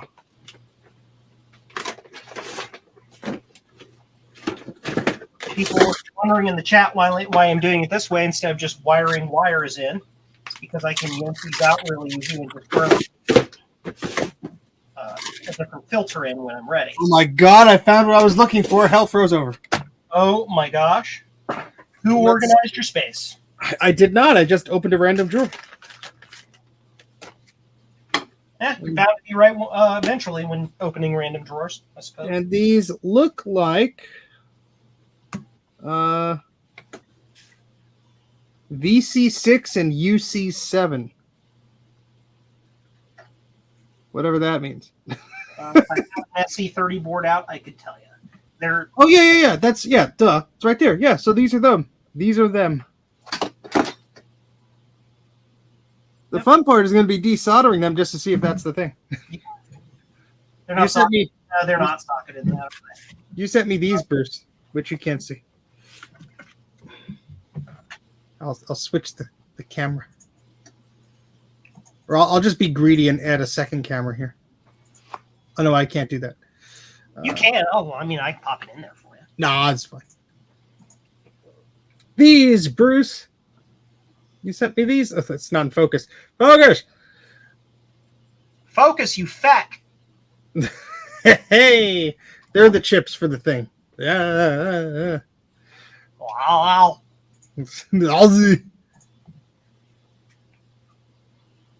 I had to bribe him pretty well with wine for him to send me it, Adam. So don't feel too bad. I'd love to know how you ship wine to Australia. Very easily. You just order it in Australia. There you go. Just go to the site, put in this address. I have to cut my live stream short. I've got a wine delivery. I thought my Australian imitation was bad. Yeah, it's bad. It's really bad. It depends on the day. Sometimes it's good. I used to have a great Russian accent. Oh, yeah? Yes. But not anymore, so I'm not going to try it. Yeah, see, I start out with one accent, and then it just goes into the other, and then people wonder if I'm having a stroke. The answer is yes. Something Scottish. It's not Scottish. It's crap. Yeah, I'm going to shorten these pins just so they don't, like, how can I put it? Bend over and touch the next pin and cause me issues of shortadoodles. I wonder, I mean, I wonder if the video ROM is screwed up. Steve, I made you a drawing. Aw, could you please save that and make it a Ron FT? The only copy will live on this hard drive, and that's how it becomes the RFT. That's how we're trading currencies now. Images on suspect old hard drives. I like that idea. Sure, the image may be on there, but the hard drive is dead and scraped up heavily. So good luck. Schrodinger's NFT.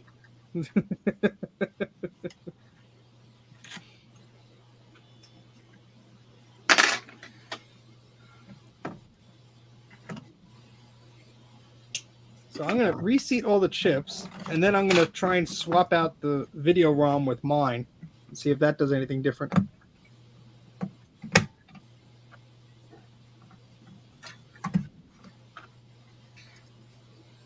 Keep in mind, too, Ron, that the video... Ron? Who's Ron? Not Ron. I was thinking of Ron because we're talking about RFTs. Steve. Keep in mind, Steve, that if... sometimes those video RAM chips have short pins, so they don't go in sockets well. So if you're going to socket them, you might have a problem. Oh, no. I mean, the chips adjacent to that, I was just lifting off and shoving back in the sockets. Just for funsies. Did that look good, everybody? Did I do it right? Yay! The crowd goes wild. There, now it's in focus. Let's try this again, eh?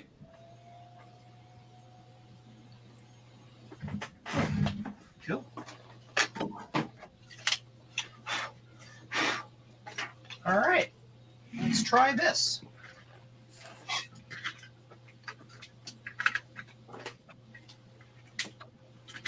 I want to be with you everywhere. Ooh. I want to be with you everywhere. Nope, still does the same thing. So I'm going to try swapping the video ROM and see if that makes a difference. If those shunts had flattened ends, they would be more stable. I'm not really worried about it for the short-term VHS. This is for testing.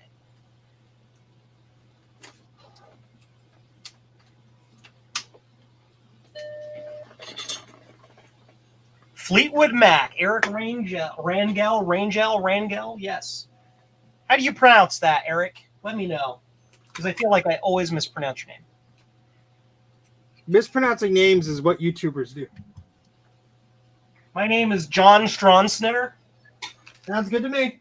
Ship it. Look at that. Boots right up. Really? Gal. Heck yeah. Right up. Thank Look you. at all these people having fun with your 2, 3, 4 Macintoshes. people, whoever in the chat, suggested that I check that. Fantastic. So I need Well, a replacement I part. swapped the video ROM and it works. Ha! So and the upside with that is that all you need to do is just flash a new video ROM on a new chip and it'll fix it. I bet you somebody put the video ROM in backwards and fried it. You know? Well, my friend is going to be happy because I've had this machine here for ages. Ron. Did I say that his name again? Yes. I think you're having like PTSD. What did he do to you, Joe? Dude, like, what does he not do to me? So I got my friend Orlando's SC30 working. I'll boot it up again. I'm just looking at the pins of this ROM.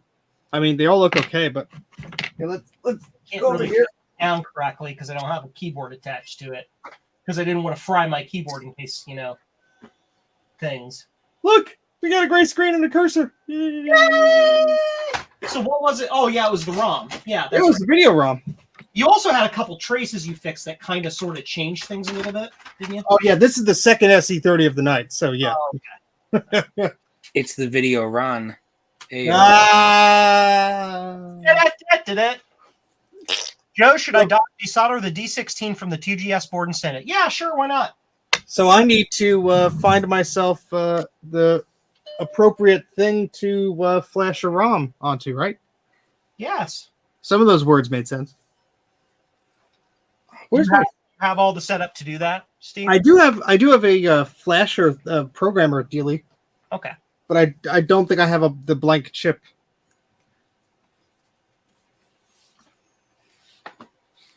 So what part is this?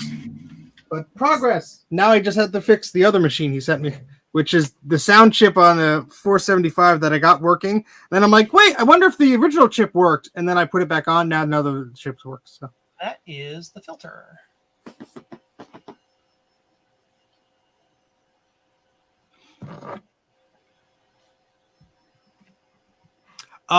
no, Elemento, this is a second SC30 board. Sorry for the confusion.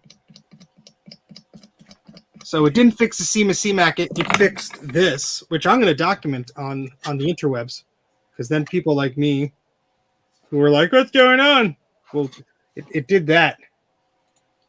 Yee! It's yucky. Yeah, it's hard to, because it's not focusing, but it did that. Yeah, so interesting. And I didn't have to desolder a bunch of chips. Yay! That works. I killed my OS install. Sure. It's that darn RFT I had. Oh, you know. You own a raincoat. I'm gonna go on the interwebs and see if this is a replacement part. Can I just get these? Because if I can, I'm gonna get a few of these. 155-0007-E. Here's the question. And that is giving me addresses to in town. Okay. You go there and you'll find the chips. Take bets on if the battery on this works at all or not.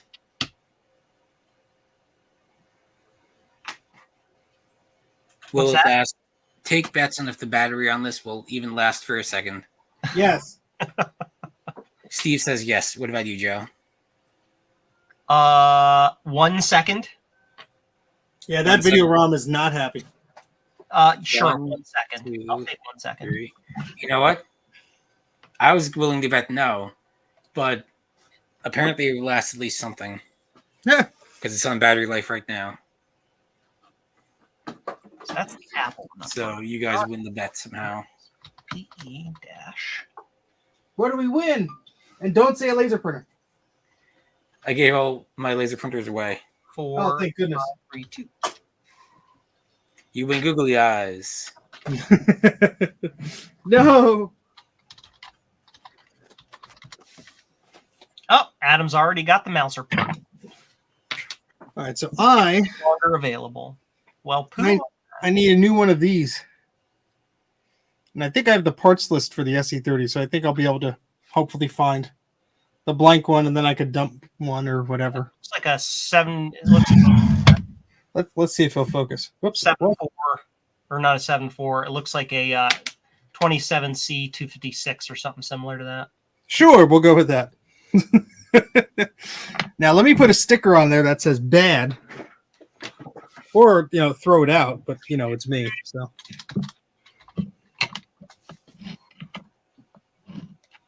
I'll just scrape an X onto the bottom. Now to inform my friend.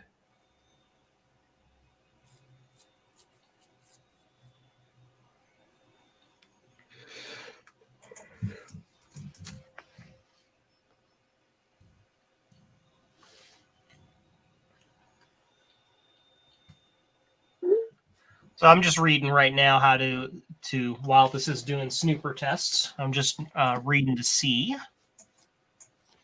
if there's any way that I can get a replacement filter long term for this. I know we can shunt it because we shunted it, but like I don't want to send a board out to a customer in that situation and rely on them to not hot plug it or whatever. Because then they'll forget 5 years down the road they'll short out the actual ADB chip or something, and then it'll be bad mojo, because that's not replaceable. I mean, it kind of is, but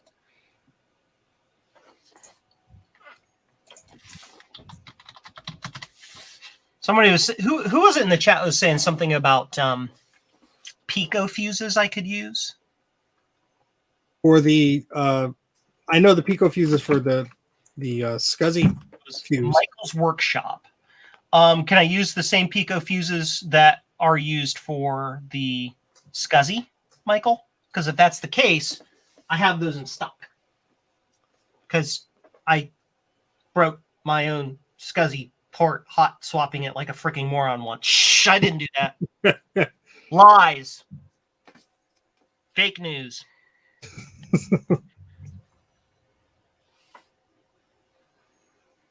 Yeah, because if I can use those pico fuses, then I can just literally bridge those straight across, and it'll be done. That sounds fun. That's what you bought and used. Cool. Well, at least I figured out one thing, so that's good. Cool. I'm going to end this cycle, and because I'm going to get my. Where are they? They're up here somewhere. I made snooper crossover test jacks. Oh, there you go. So I can test the serial ports now.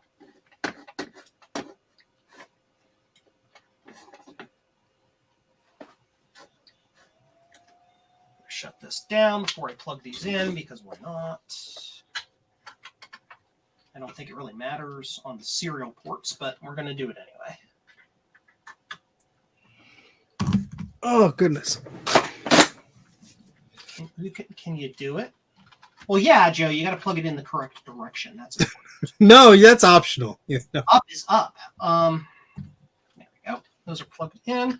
Or I'm also going to move the keyboard and mouse to the other ADB port so we can test the other port, which is probably fine because they're wired together, but whatever. Boop. Filter is an inductor pack. Oh, okay. Well, that's all it really is. Alternate repair facts. Is Tom having trouble with the Toshiba? I think Tom's just having fun with the Toshiba.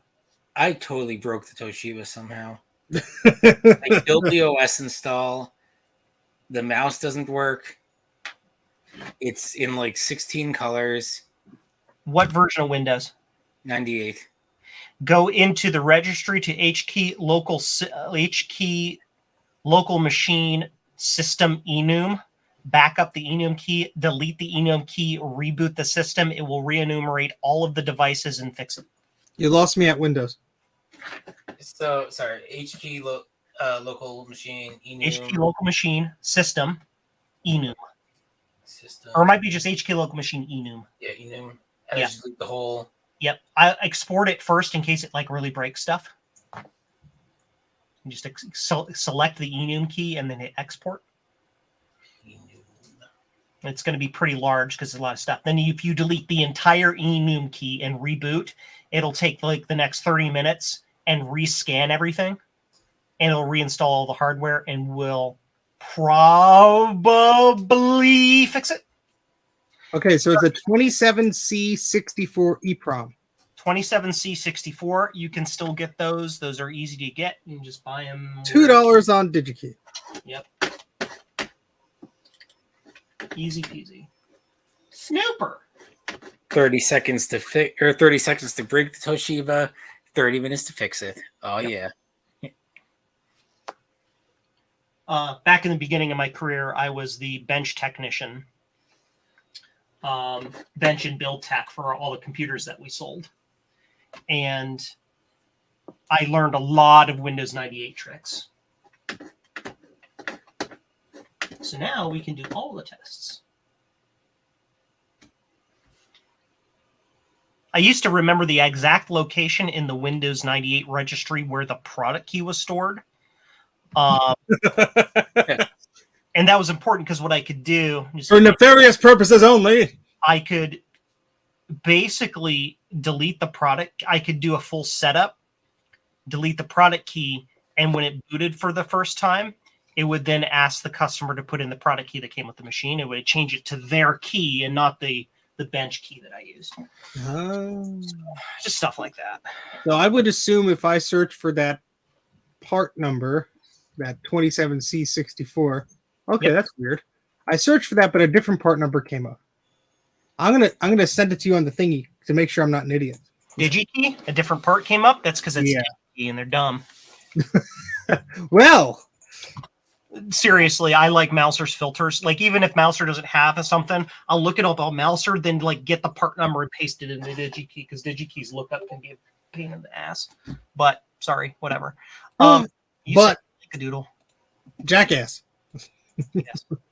I'm gonna look on Mouser, see if I can That find it. is 311 in stock. 371 in stock. That looks like the right chip. How many pins? Can you count the number of pins on your chip? Is it 32? 1, 2, 3, 4, 5, 6, 7, 8, 9, 10, 11, 12, 13, 14. So 14 times 2, that's 24. It's 28, sir. Oh, math is hard. This chip will not work because this is a 32-pin chip. So you only need a 28-pin chip. You know, I was going to start just saying random numbers, but I didn't, to mess Steve up. I didn't want to kick off the stream. Luckily, he was able to mess up the numbers himself. I'm able to mess up simple arithmetic myself. Thank you very much. 479. Huh? What? Who? What? Yeah, that chip that you sent is like a completely different chip. Awesome. Well, if you could find me a suitable replacement, I'd be most appreciative. Yep.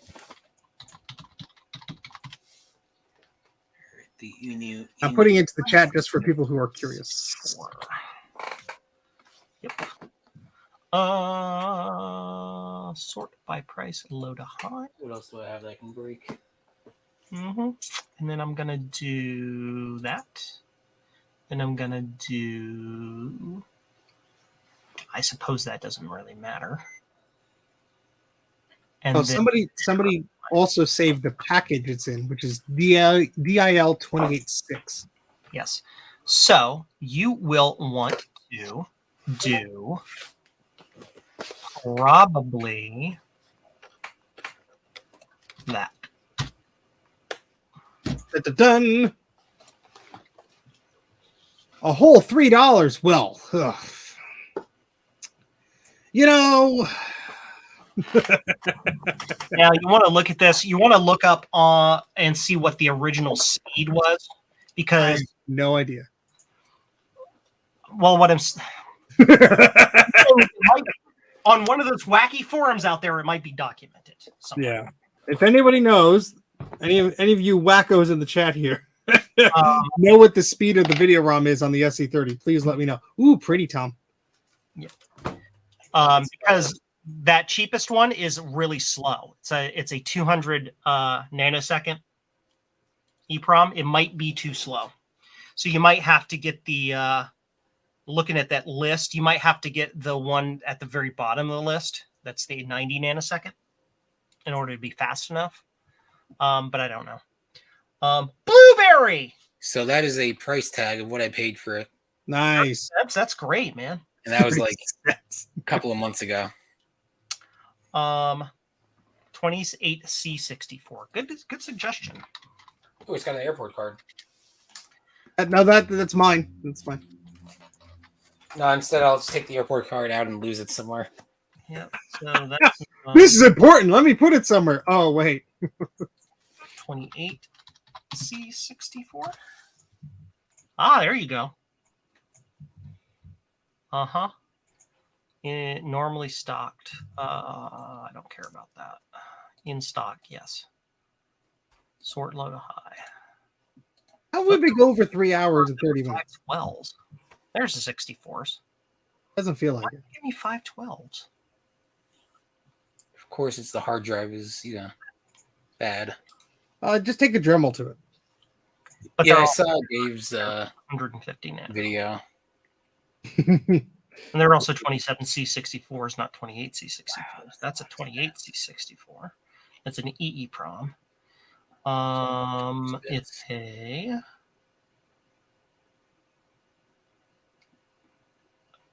I don't trust myself to do this really, right now. I suppose. Yeah. Yeah, that'd be correct. This in theory is also correct, Steve. Oh, you sent me another one?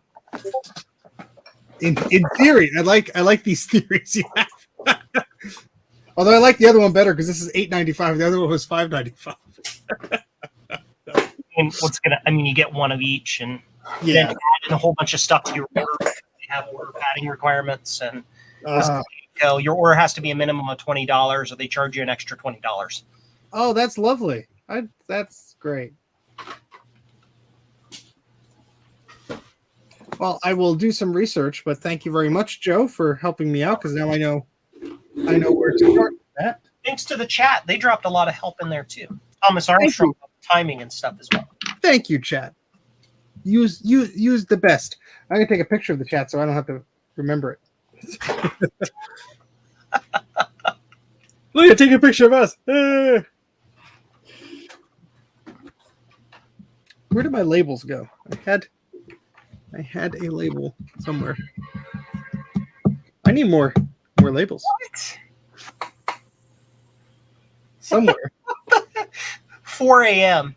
We all know who 4 a.m. is. He hacks. He's on Twitter and he hacks old Apple II games and stuff. He did the Total Replay stuff for the Apple II. Yes. His Twitter account has been suspended for violating the Twitter rules, specifically for violating our rules against posting or sharing privately produced, distributed, intimate media of someone. So we know what that means. Without their express consent. It was a video of a computer booting up. Well, I mean, that does get me a little hot and bothered. Yeah. That is absolutely ridiculous. Yeah. I assume they resolved the problem or no? He's working on it. This is the thing with these social media companies. I realize everything has to be automated, but come on. Well, it's like Logan, Crazy Tech Reviews. He had his channel got suspended, and he contacted YouTube support and okay, it's automated, get suspended automatically, whatever, mistakes happen. But then he contacts YouTube support and they're no, we verified and it's against policy or whatever. And it's They couldn't even tell him what video or anything. And I'm sure what they did was they just were oh yeah, your account was flagged as the thing, and they were not willing to help at all. So that nobody actually looked at that looked at the his counter report or whatever until he started tweeting at them. But it's it's one thing for it to automatically flag it, but then when they're no, we verified it, it's no, you didn't.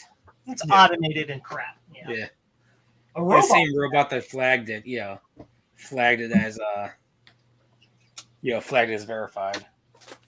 So the hard drive actually on this works, which is cool. It was clicking the first time I tried to boot it up. So that's working. The mouse is, however, not clicking. Pico fuses? Yeah. So I need to move this so I can get the fuses. The fuses. The foozle. The Pico fuses. A noodle? The Pico fuses. What noodle? Cacophoses.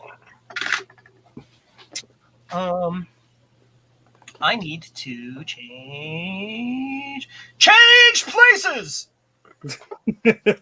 Pico fuses. Sweet. Everybody change places. Jay, it did not, probably because you're not do you need to be a moderator? Yeah, YouTube will filter out the links. You are now a moderator, sir. Now try. Be careful. That's fine. I can unmoderate him anytime. If he decides to be a grump, he'll be unmoderated. I got into trouble doing that.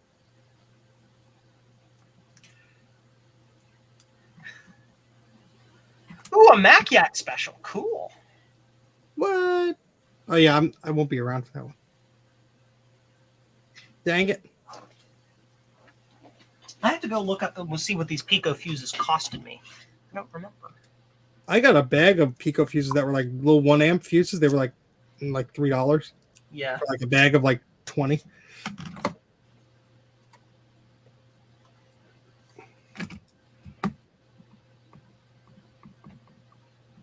CMP Love Special. Classic MacBook, classic Mac Pro Love Special. Okay. I was gonna say. Joe's like, why did I agree to promote this? What does this mean? I did want. Yes, I was going to Mouser to see what I paid for these to see in future what I charge people to fix this problem. Logging into the Mousers, going into my accounts, going to part search, doing Pico. And those cost 99.9 cents. Nice. Okay. Good to know. I wonder if this board that's giving me the SEMA CMAC has the wrong chips in a certain place. Because they had different part numbers. Let's see here. I'm going to label these. That's concerning. I'm dropping things on the floor like an idiot. I'm going to swap them. Nope, they won't fit in that bag. I'm just doing some paperwork in the background. Don't fall in the ultrasonic cleaner. So, you guys ever order this many resistors? Oh my god! That's just a little bit of numbers. 5,000 resistors. You want to know how much they cost? $20. $25. Buy them in bulk from now on. That's how I do it. When I basically at this point, any resistor value I use a lot of, 75s, 2.2Ks, anything like that. At this point, I just buy them in bulk. You show that to somebody in like the 1970s. Again. Blow their mind. Is that what?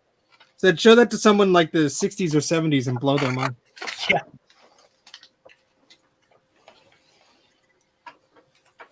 For this, I need to write down the part number of this fuse on here.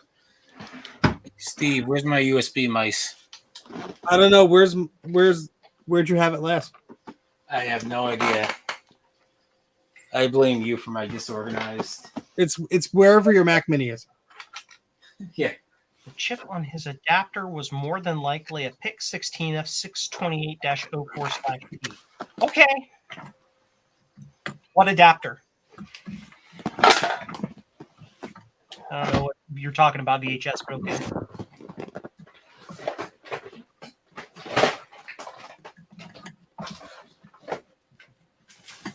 Little fuse, part number 0251001 dot NRT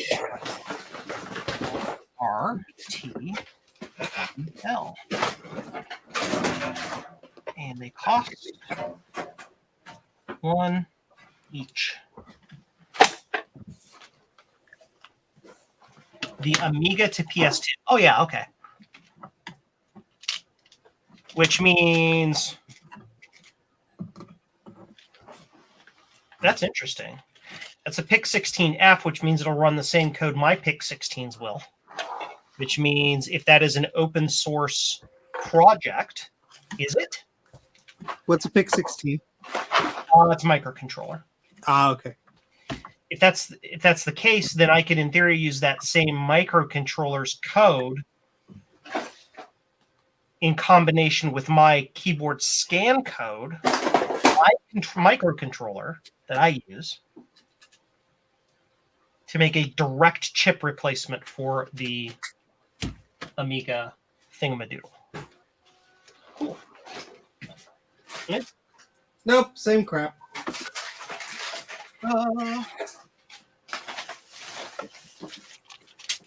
Those are documented now, so I know what those fuses are. Hey, look! I already had another bag for him. You don't know if it's open source. Okay. Yeah, I mean, because if it's open source, I can just fork it. That's a technical term, guys. Don't yell at me. I can fork that and then create a variant of it since somebody's already done the work. Yep. If it is, check the license. Yes. Boards are fun. Yes, we have made some progress, Mark. Just a little bit. I fixed one board. And thank you to all of the help in the chat. I got this board here on the bench right now diagnosed. And Adam's going to send me the replacement part to get it fixed. So that's cool. Yay. So that one's diagnosed. I can take this off the board. Or off the bench. Yeah. Cool. I will participate. What's that mean, Dave? Participate? In what? No. Mouse Buying us all pizza. Each. Thingamadongle. There you go. Yep. Mm-hmm. Thingamaboob.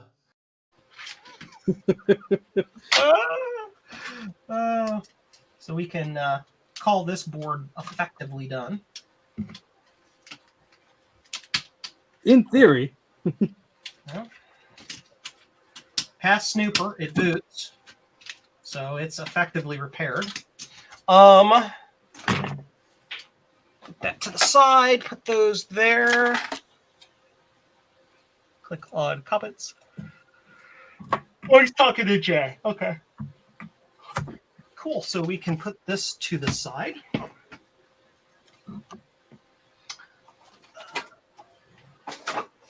Put the customer's part in a baggie and tape it to it so that we can tell that it's the customer's part. I just want to yell at this board until it works. Oh. Yeah. Dropping stuff all over the place. Gosh, it's almost 1 o'clock, really? Yeah, I think I'm gonna go to sleep. Oh wait, I just found my mouse. Yay! What, a trackpad's not good enough for you? No, it doesn't work. Oh, lovely. This in here and put this to the side. You know what? You know what's nice about the iBooks? I believe the internal trackpad is just ADB. Huh. So the trackpad itself works, but it's the clicker doesn't work. It doesn't actually click down, so it might just be a broken tab or something. I have a spare. I have a whole spare Blueberry actually. I got for fancy. $20. VHS. You're saying Mouser has things in stock. What are you talking about? That chip? That 16F 628? Barbecue chips? What? Chips. Pick. Yeah, not. Damn it, Joe. Now I want chips. Oh, yeah. That's a little tiny pick chip. Oh, boy. Oh, you know what? I can't click. They're all the same. All those pick chips basically have the same core. The main thing is the is the extra peripheral silicon and the input output pins. I use the big boy 16F6 18875 because it's got 36 IO pins. Joe's gonna put on his big boy chips. You know it. So this is the next board. I've grown tired at looking at this SE30 board. This is the first time I've ever held one of these boards in my hand. Don't drop it. Who wants to identify that? Which one? Oh, that's a original Macintosh board. It is. Ooh. Yep. Does that have some? Oh no, never mind. Yep, it's a 128. With the ceramic top 68,000 chip. Yep. Yep. It is an Apple branded ceramic top 16. Ooh, pretty. 83. Mm-hmm. Right now, I'm just staring at it in awe and wonder. It has also been recapped, which scares me. Uh-oh. But it doesn't work? It won't be RAM replaced, quote unquote. What that means, I'm not sure exactly. Yeah, I think the memory on the early Macintoshes is just like the memory on the early Apple IIs. They fail. Oh, great. Yeah, I think Adam knows way too much about that. Is the memory M brand that has a little M on it? Yes, it's Motorola branded. Oh no, I think the one that fails is like micro whatever. Yeah. MI something. Something like that. Mm-hmm. Mitel. 128 Mac, baby. I'm going to go to Scope Cam because I'm going to look at this because this was recapped. I'm being like super careful with this because in my eyes, this is really super rare. Nah, it's fine.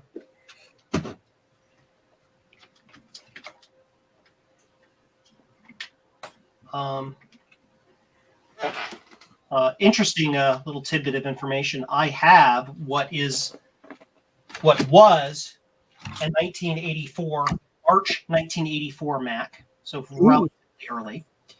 But it was Mac Plus upgraded.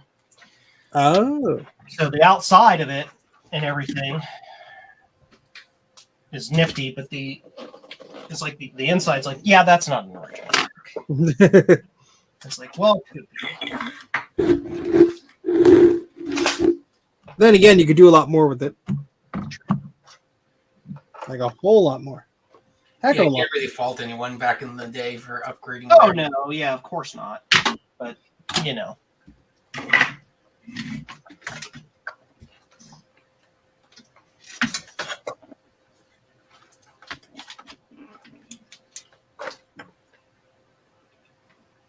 Sorry, I'm not reading the chat because I'm an idiot. Nah, it's fine, Steve. I was in my own little world.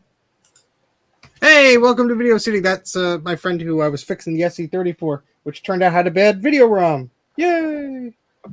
So we just got it. Joe was helping me find the video ROM.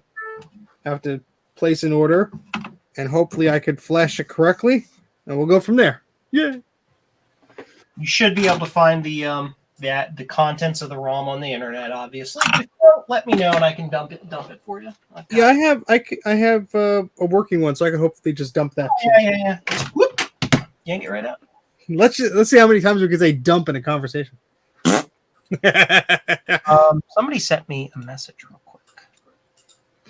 Cool. So I've got a question. Mm-hmm. What's a computer? No, it's a thing that you put cake on. So this version for Mac OS says Mac OS Z1 9-1 or 9.1. That's a different language. Oh, okay. Yeah. Z is probably what? Chinese? No, Your guess is as good as mine. Bruce said thingamadump.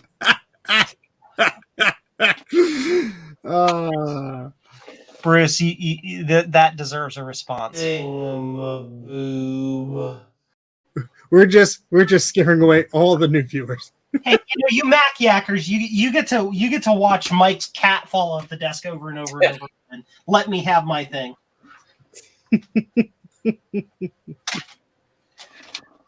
There's always Mike getting run over by that truck. Oh God, my back hurts every time I look at that. Oh goodness.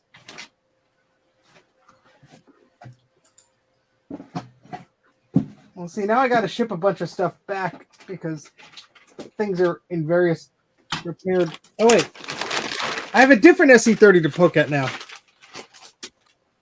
The third of the evening. Oh God.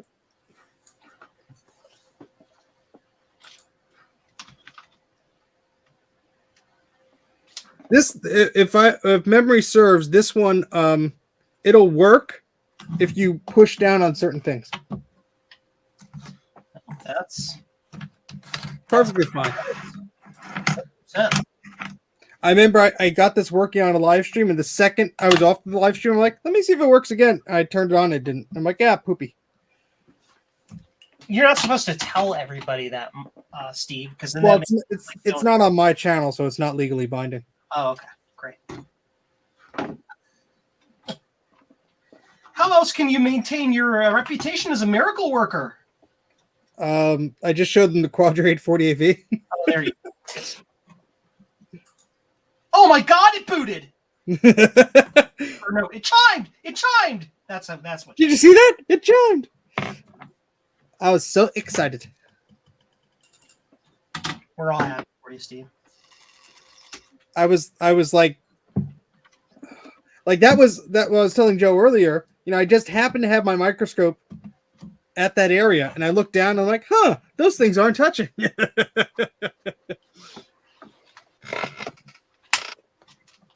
Yeah, hold on. Let me adjust that.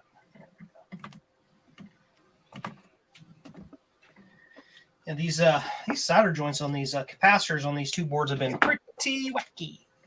Wacky caps. So my question is I have a plus, or I have my converted plus. I should be able to put this 128 in, right? Yes. I thought so.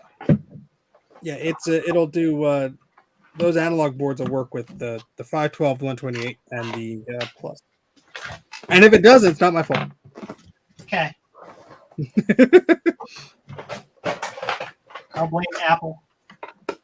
40 years. I blame the engineers at Apple 30 years ago.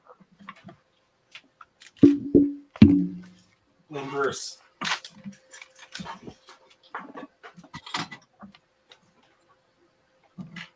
Ooh, he's doing math. No. Math is evil. I was told there would be no math. There's a story out there about how graphing calculator got included with the PowerPC build. Uh-huh. And it was like look it up at some point because it's a great story, but it was like they were working on it, the team got laid off, and they just continued to like go into Apple headquarters, like sneak into Apple headquarters and continue to write this software. And then like they knew someone that was working on the gold image for Mac OS for PowerPC, and they were able to sneak it in there. And I think it was one of the apps that could actually like show off the PowerPC horsepower. Yeah. So literally, the team was laid off, and they were able to breach corporate security and get into the building. Yeah, and then run unlicensed code on the ship unlicensed code on the master image that's shipped on every Power Mac 6100 or whatever. That sounds fine. Just a big middle finger because they got fired, or what? I think they were just passionate about the project, and they ended up licensing it to Apple for later versions. It's like, oh, by the way. Yeah, by the way. You want to license our software that's on your master build? Yeah, you know that code you're shipping? Well, technically you didn't pay for that, so we'll see you in court. Oh, man. The early days. You can't prove that we put it on there. Those were the days. Do you remember when Sorry. Joe screamed and broke the YouTube stream. I've always We been- need you and Ron to do those voices because you both got them down. I'll do Edith and you can do Archie. Oh, Archie! Oh God. Those were the days! No, why is everyone leaving the stream? Come back. No, that's why they're here. They love it. I have still 4 hours and we still got 26 viewers. That is nuts. Hex yeah. It's just I have 25 tabs open. The same. The 128 512 back shell though. I don't need no back shell. Not to test it. I don't need those stinking back show. So we got all those joints all cleaned up. Good. Just I wanted those capacitors. We scared Thomas's cat away. Bye, Thomas's cat. My cat. That's funny. That is so funny. You can't see anything. So I'm trying to enable internet sharing on the Mac, and it's like share from Wi-Fi, share to, and they've got like 8 Ethernet adapters listed, and I don't know why. Well, Instead of obviously, you're Ethernet king. So, Yep, my Mac Studio with 1 Ethernet port. Tom Baba, the king of the Ethernet. Well, how many docks do you got shoved in there? None Excellent. for now. I'm going to take a quick break. I'll be right back. Don't trust us. Shared all Ethernet ports. If I suddenly drop, that's why. What'd you do? I'm just sharing to all the Ethernet ports. Ah. Am I still here? Yes, I am. Cool. Maybe. Connect via Ethernet. Beep. Beep. Eep. Oh, I gotta change the startup sound. Or the alert sound. Yeah, too bad 9 doesn't have that. It doesn't? Nope, they took it out. I believe they took it out in 9. Jerks.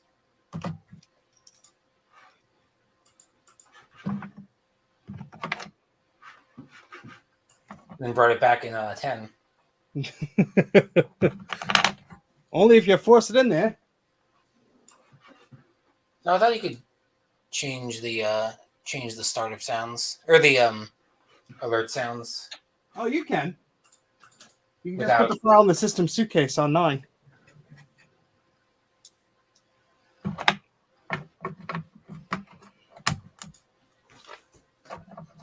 So now I'm messing with Dan's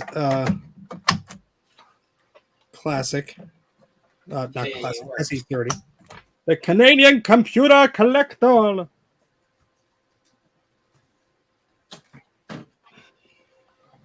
Hey, it's 68K News. Yeah, and from Find.com. What a Joe break. Yeah. I Joe got on broke the internet. I broke the internet. How dare you, sir? I'm evil. Well, we already knew that. Oh. So this looks like standard 4164 RAM in this machine. Let's find out. That's probably 2 banks of it. That would make sense. 4160 Mac, 128K replacement RAM. Yeah, this is the one that had 64. no video at all until you move it around. Joe is on my computer. Can you guys- Nope. See, I touched it and it did a thing. It's me. It's you. You're famous. The You're on infamous. G3. 4164 RAM. Yep. Cool. So, or 4264. Yeah, it's all the same. Yeah, this board scares me because when you touch it, the CRT gets really bright. I don't like it.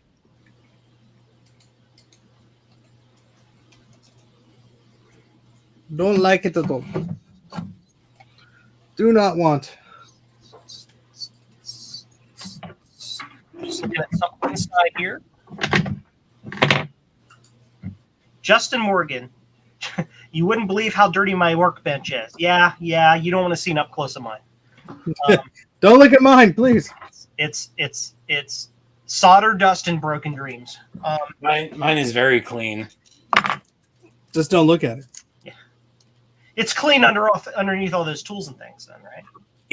Those spots for the iBook. There's a perfect iBook G3 shaped spot. Enough room for an iBook G3 and a hockey. Have a good evening, sir. Did I crash? What speed 4164? I don't know.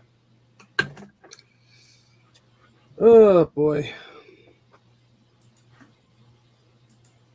Okay.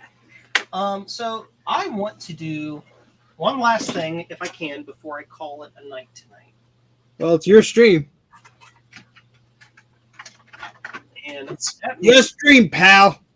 I'm gonna at least get the Mac chassis, or the Mac chassis, of course, Joe, you idiot, the Mac Plus chassis out here, and see if I can post this machine and see what it's doing. Stand by, I have to unbury it. It's back here. Ow! I stubbed my toe on a Mac. Steve, I know your pain now. I'm vindicated. Here we go.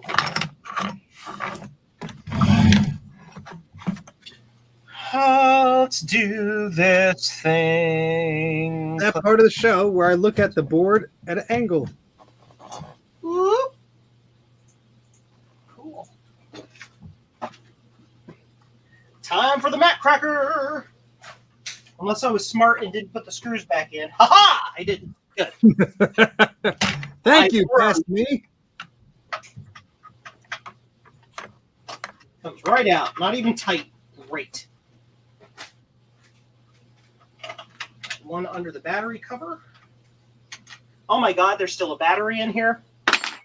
Oh my God. Oh. That's going to come out. It has not corroded to crap, although it's not in great shape. It's not destroyed. That's good. Okay.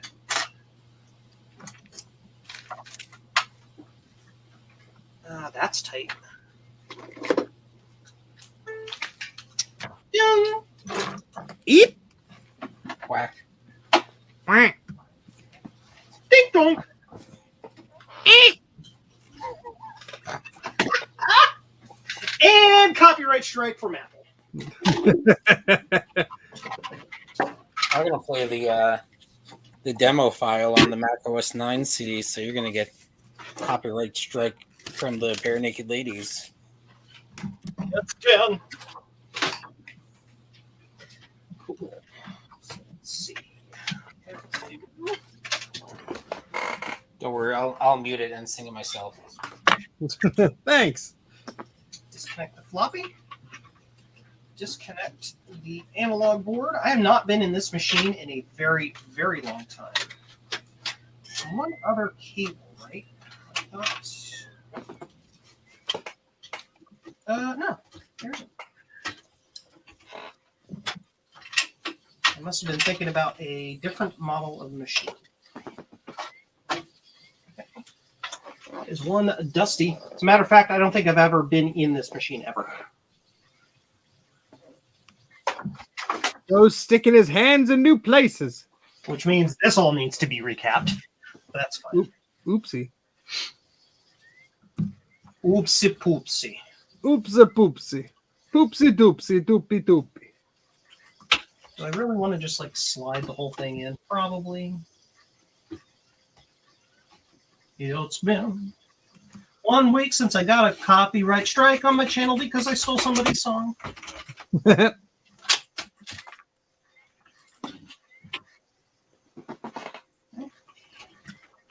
And I we'll forget if it's 1 week or if it's the old apartment. I know it's 9. We'll find out. Cool. Get rid of that shield. I don't need that. I want to see what this ancient 128K Mac does. This will be the first time in my life I have ever booted a 128. Maybe the last. Yeah, I know. Plug it in, turn it on, and just Joe, make yourself big so we can all see it. It's your channel after all. but like that requires work. It requires a click of the mouse. Switch is off. Ooh, I need a keyboard. Gotta dig down in here to get that. Oh, Drake, I borrowed it. Where?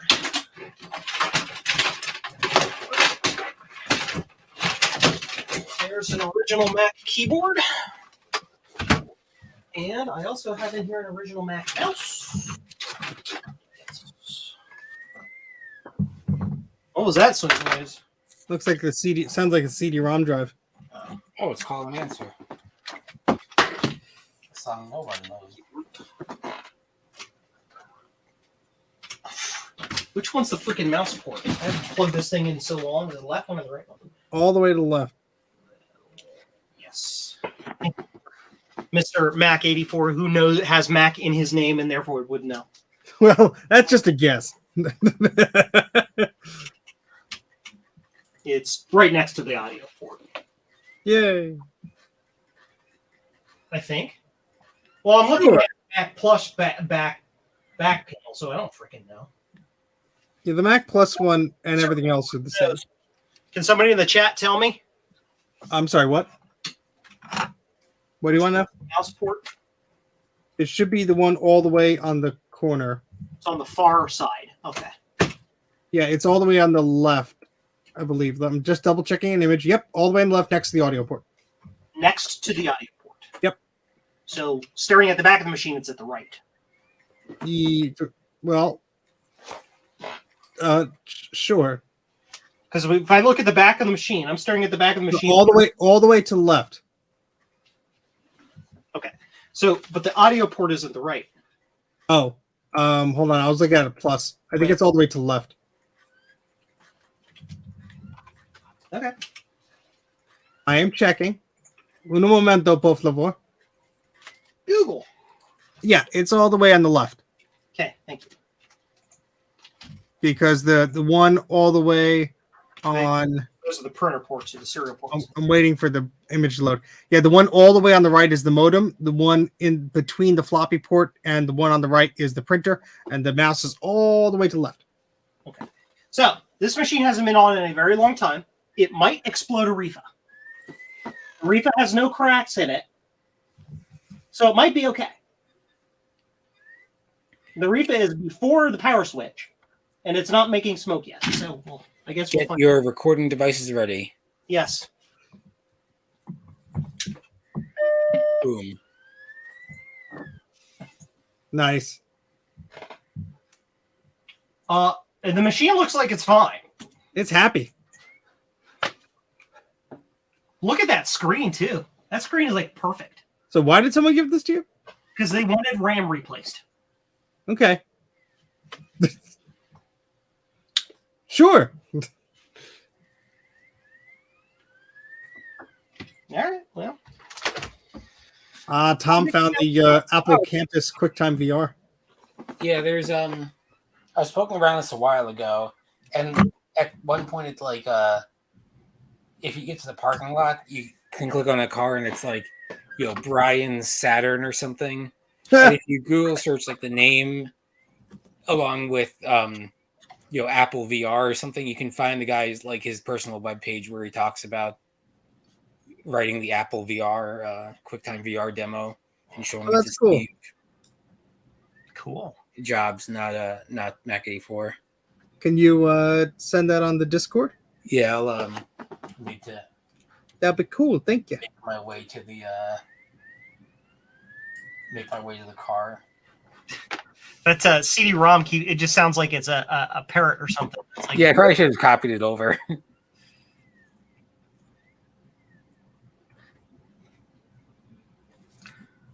things DG asked.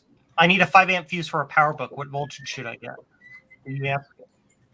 I don't know, unfortunately.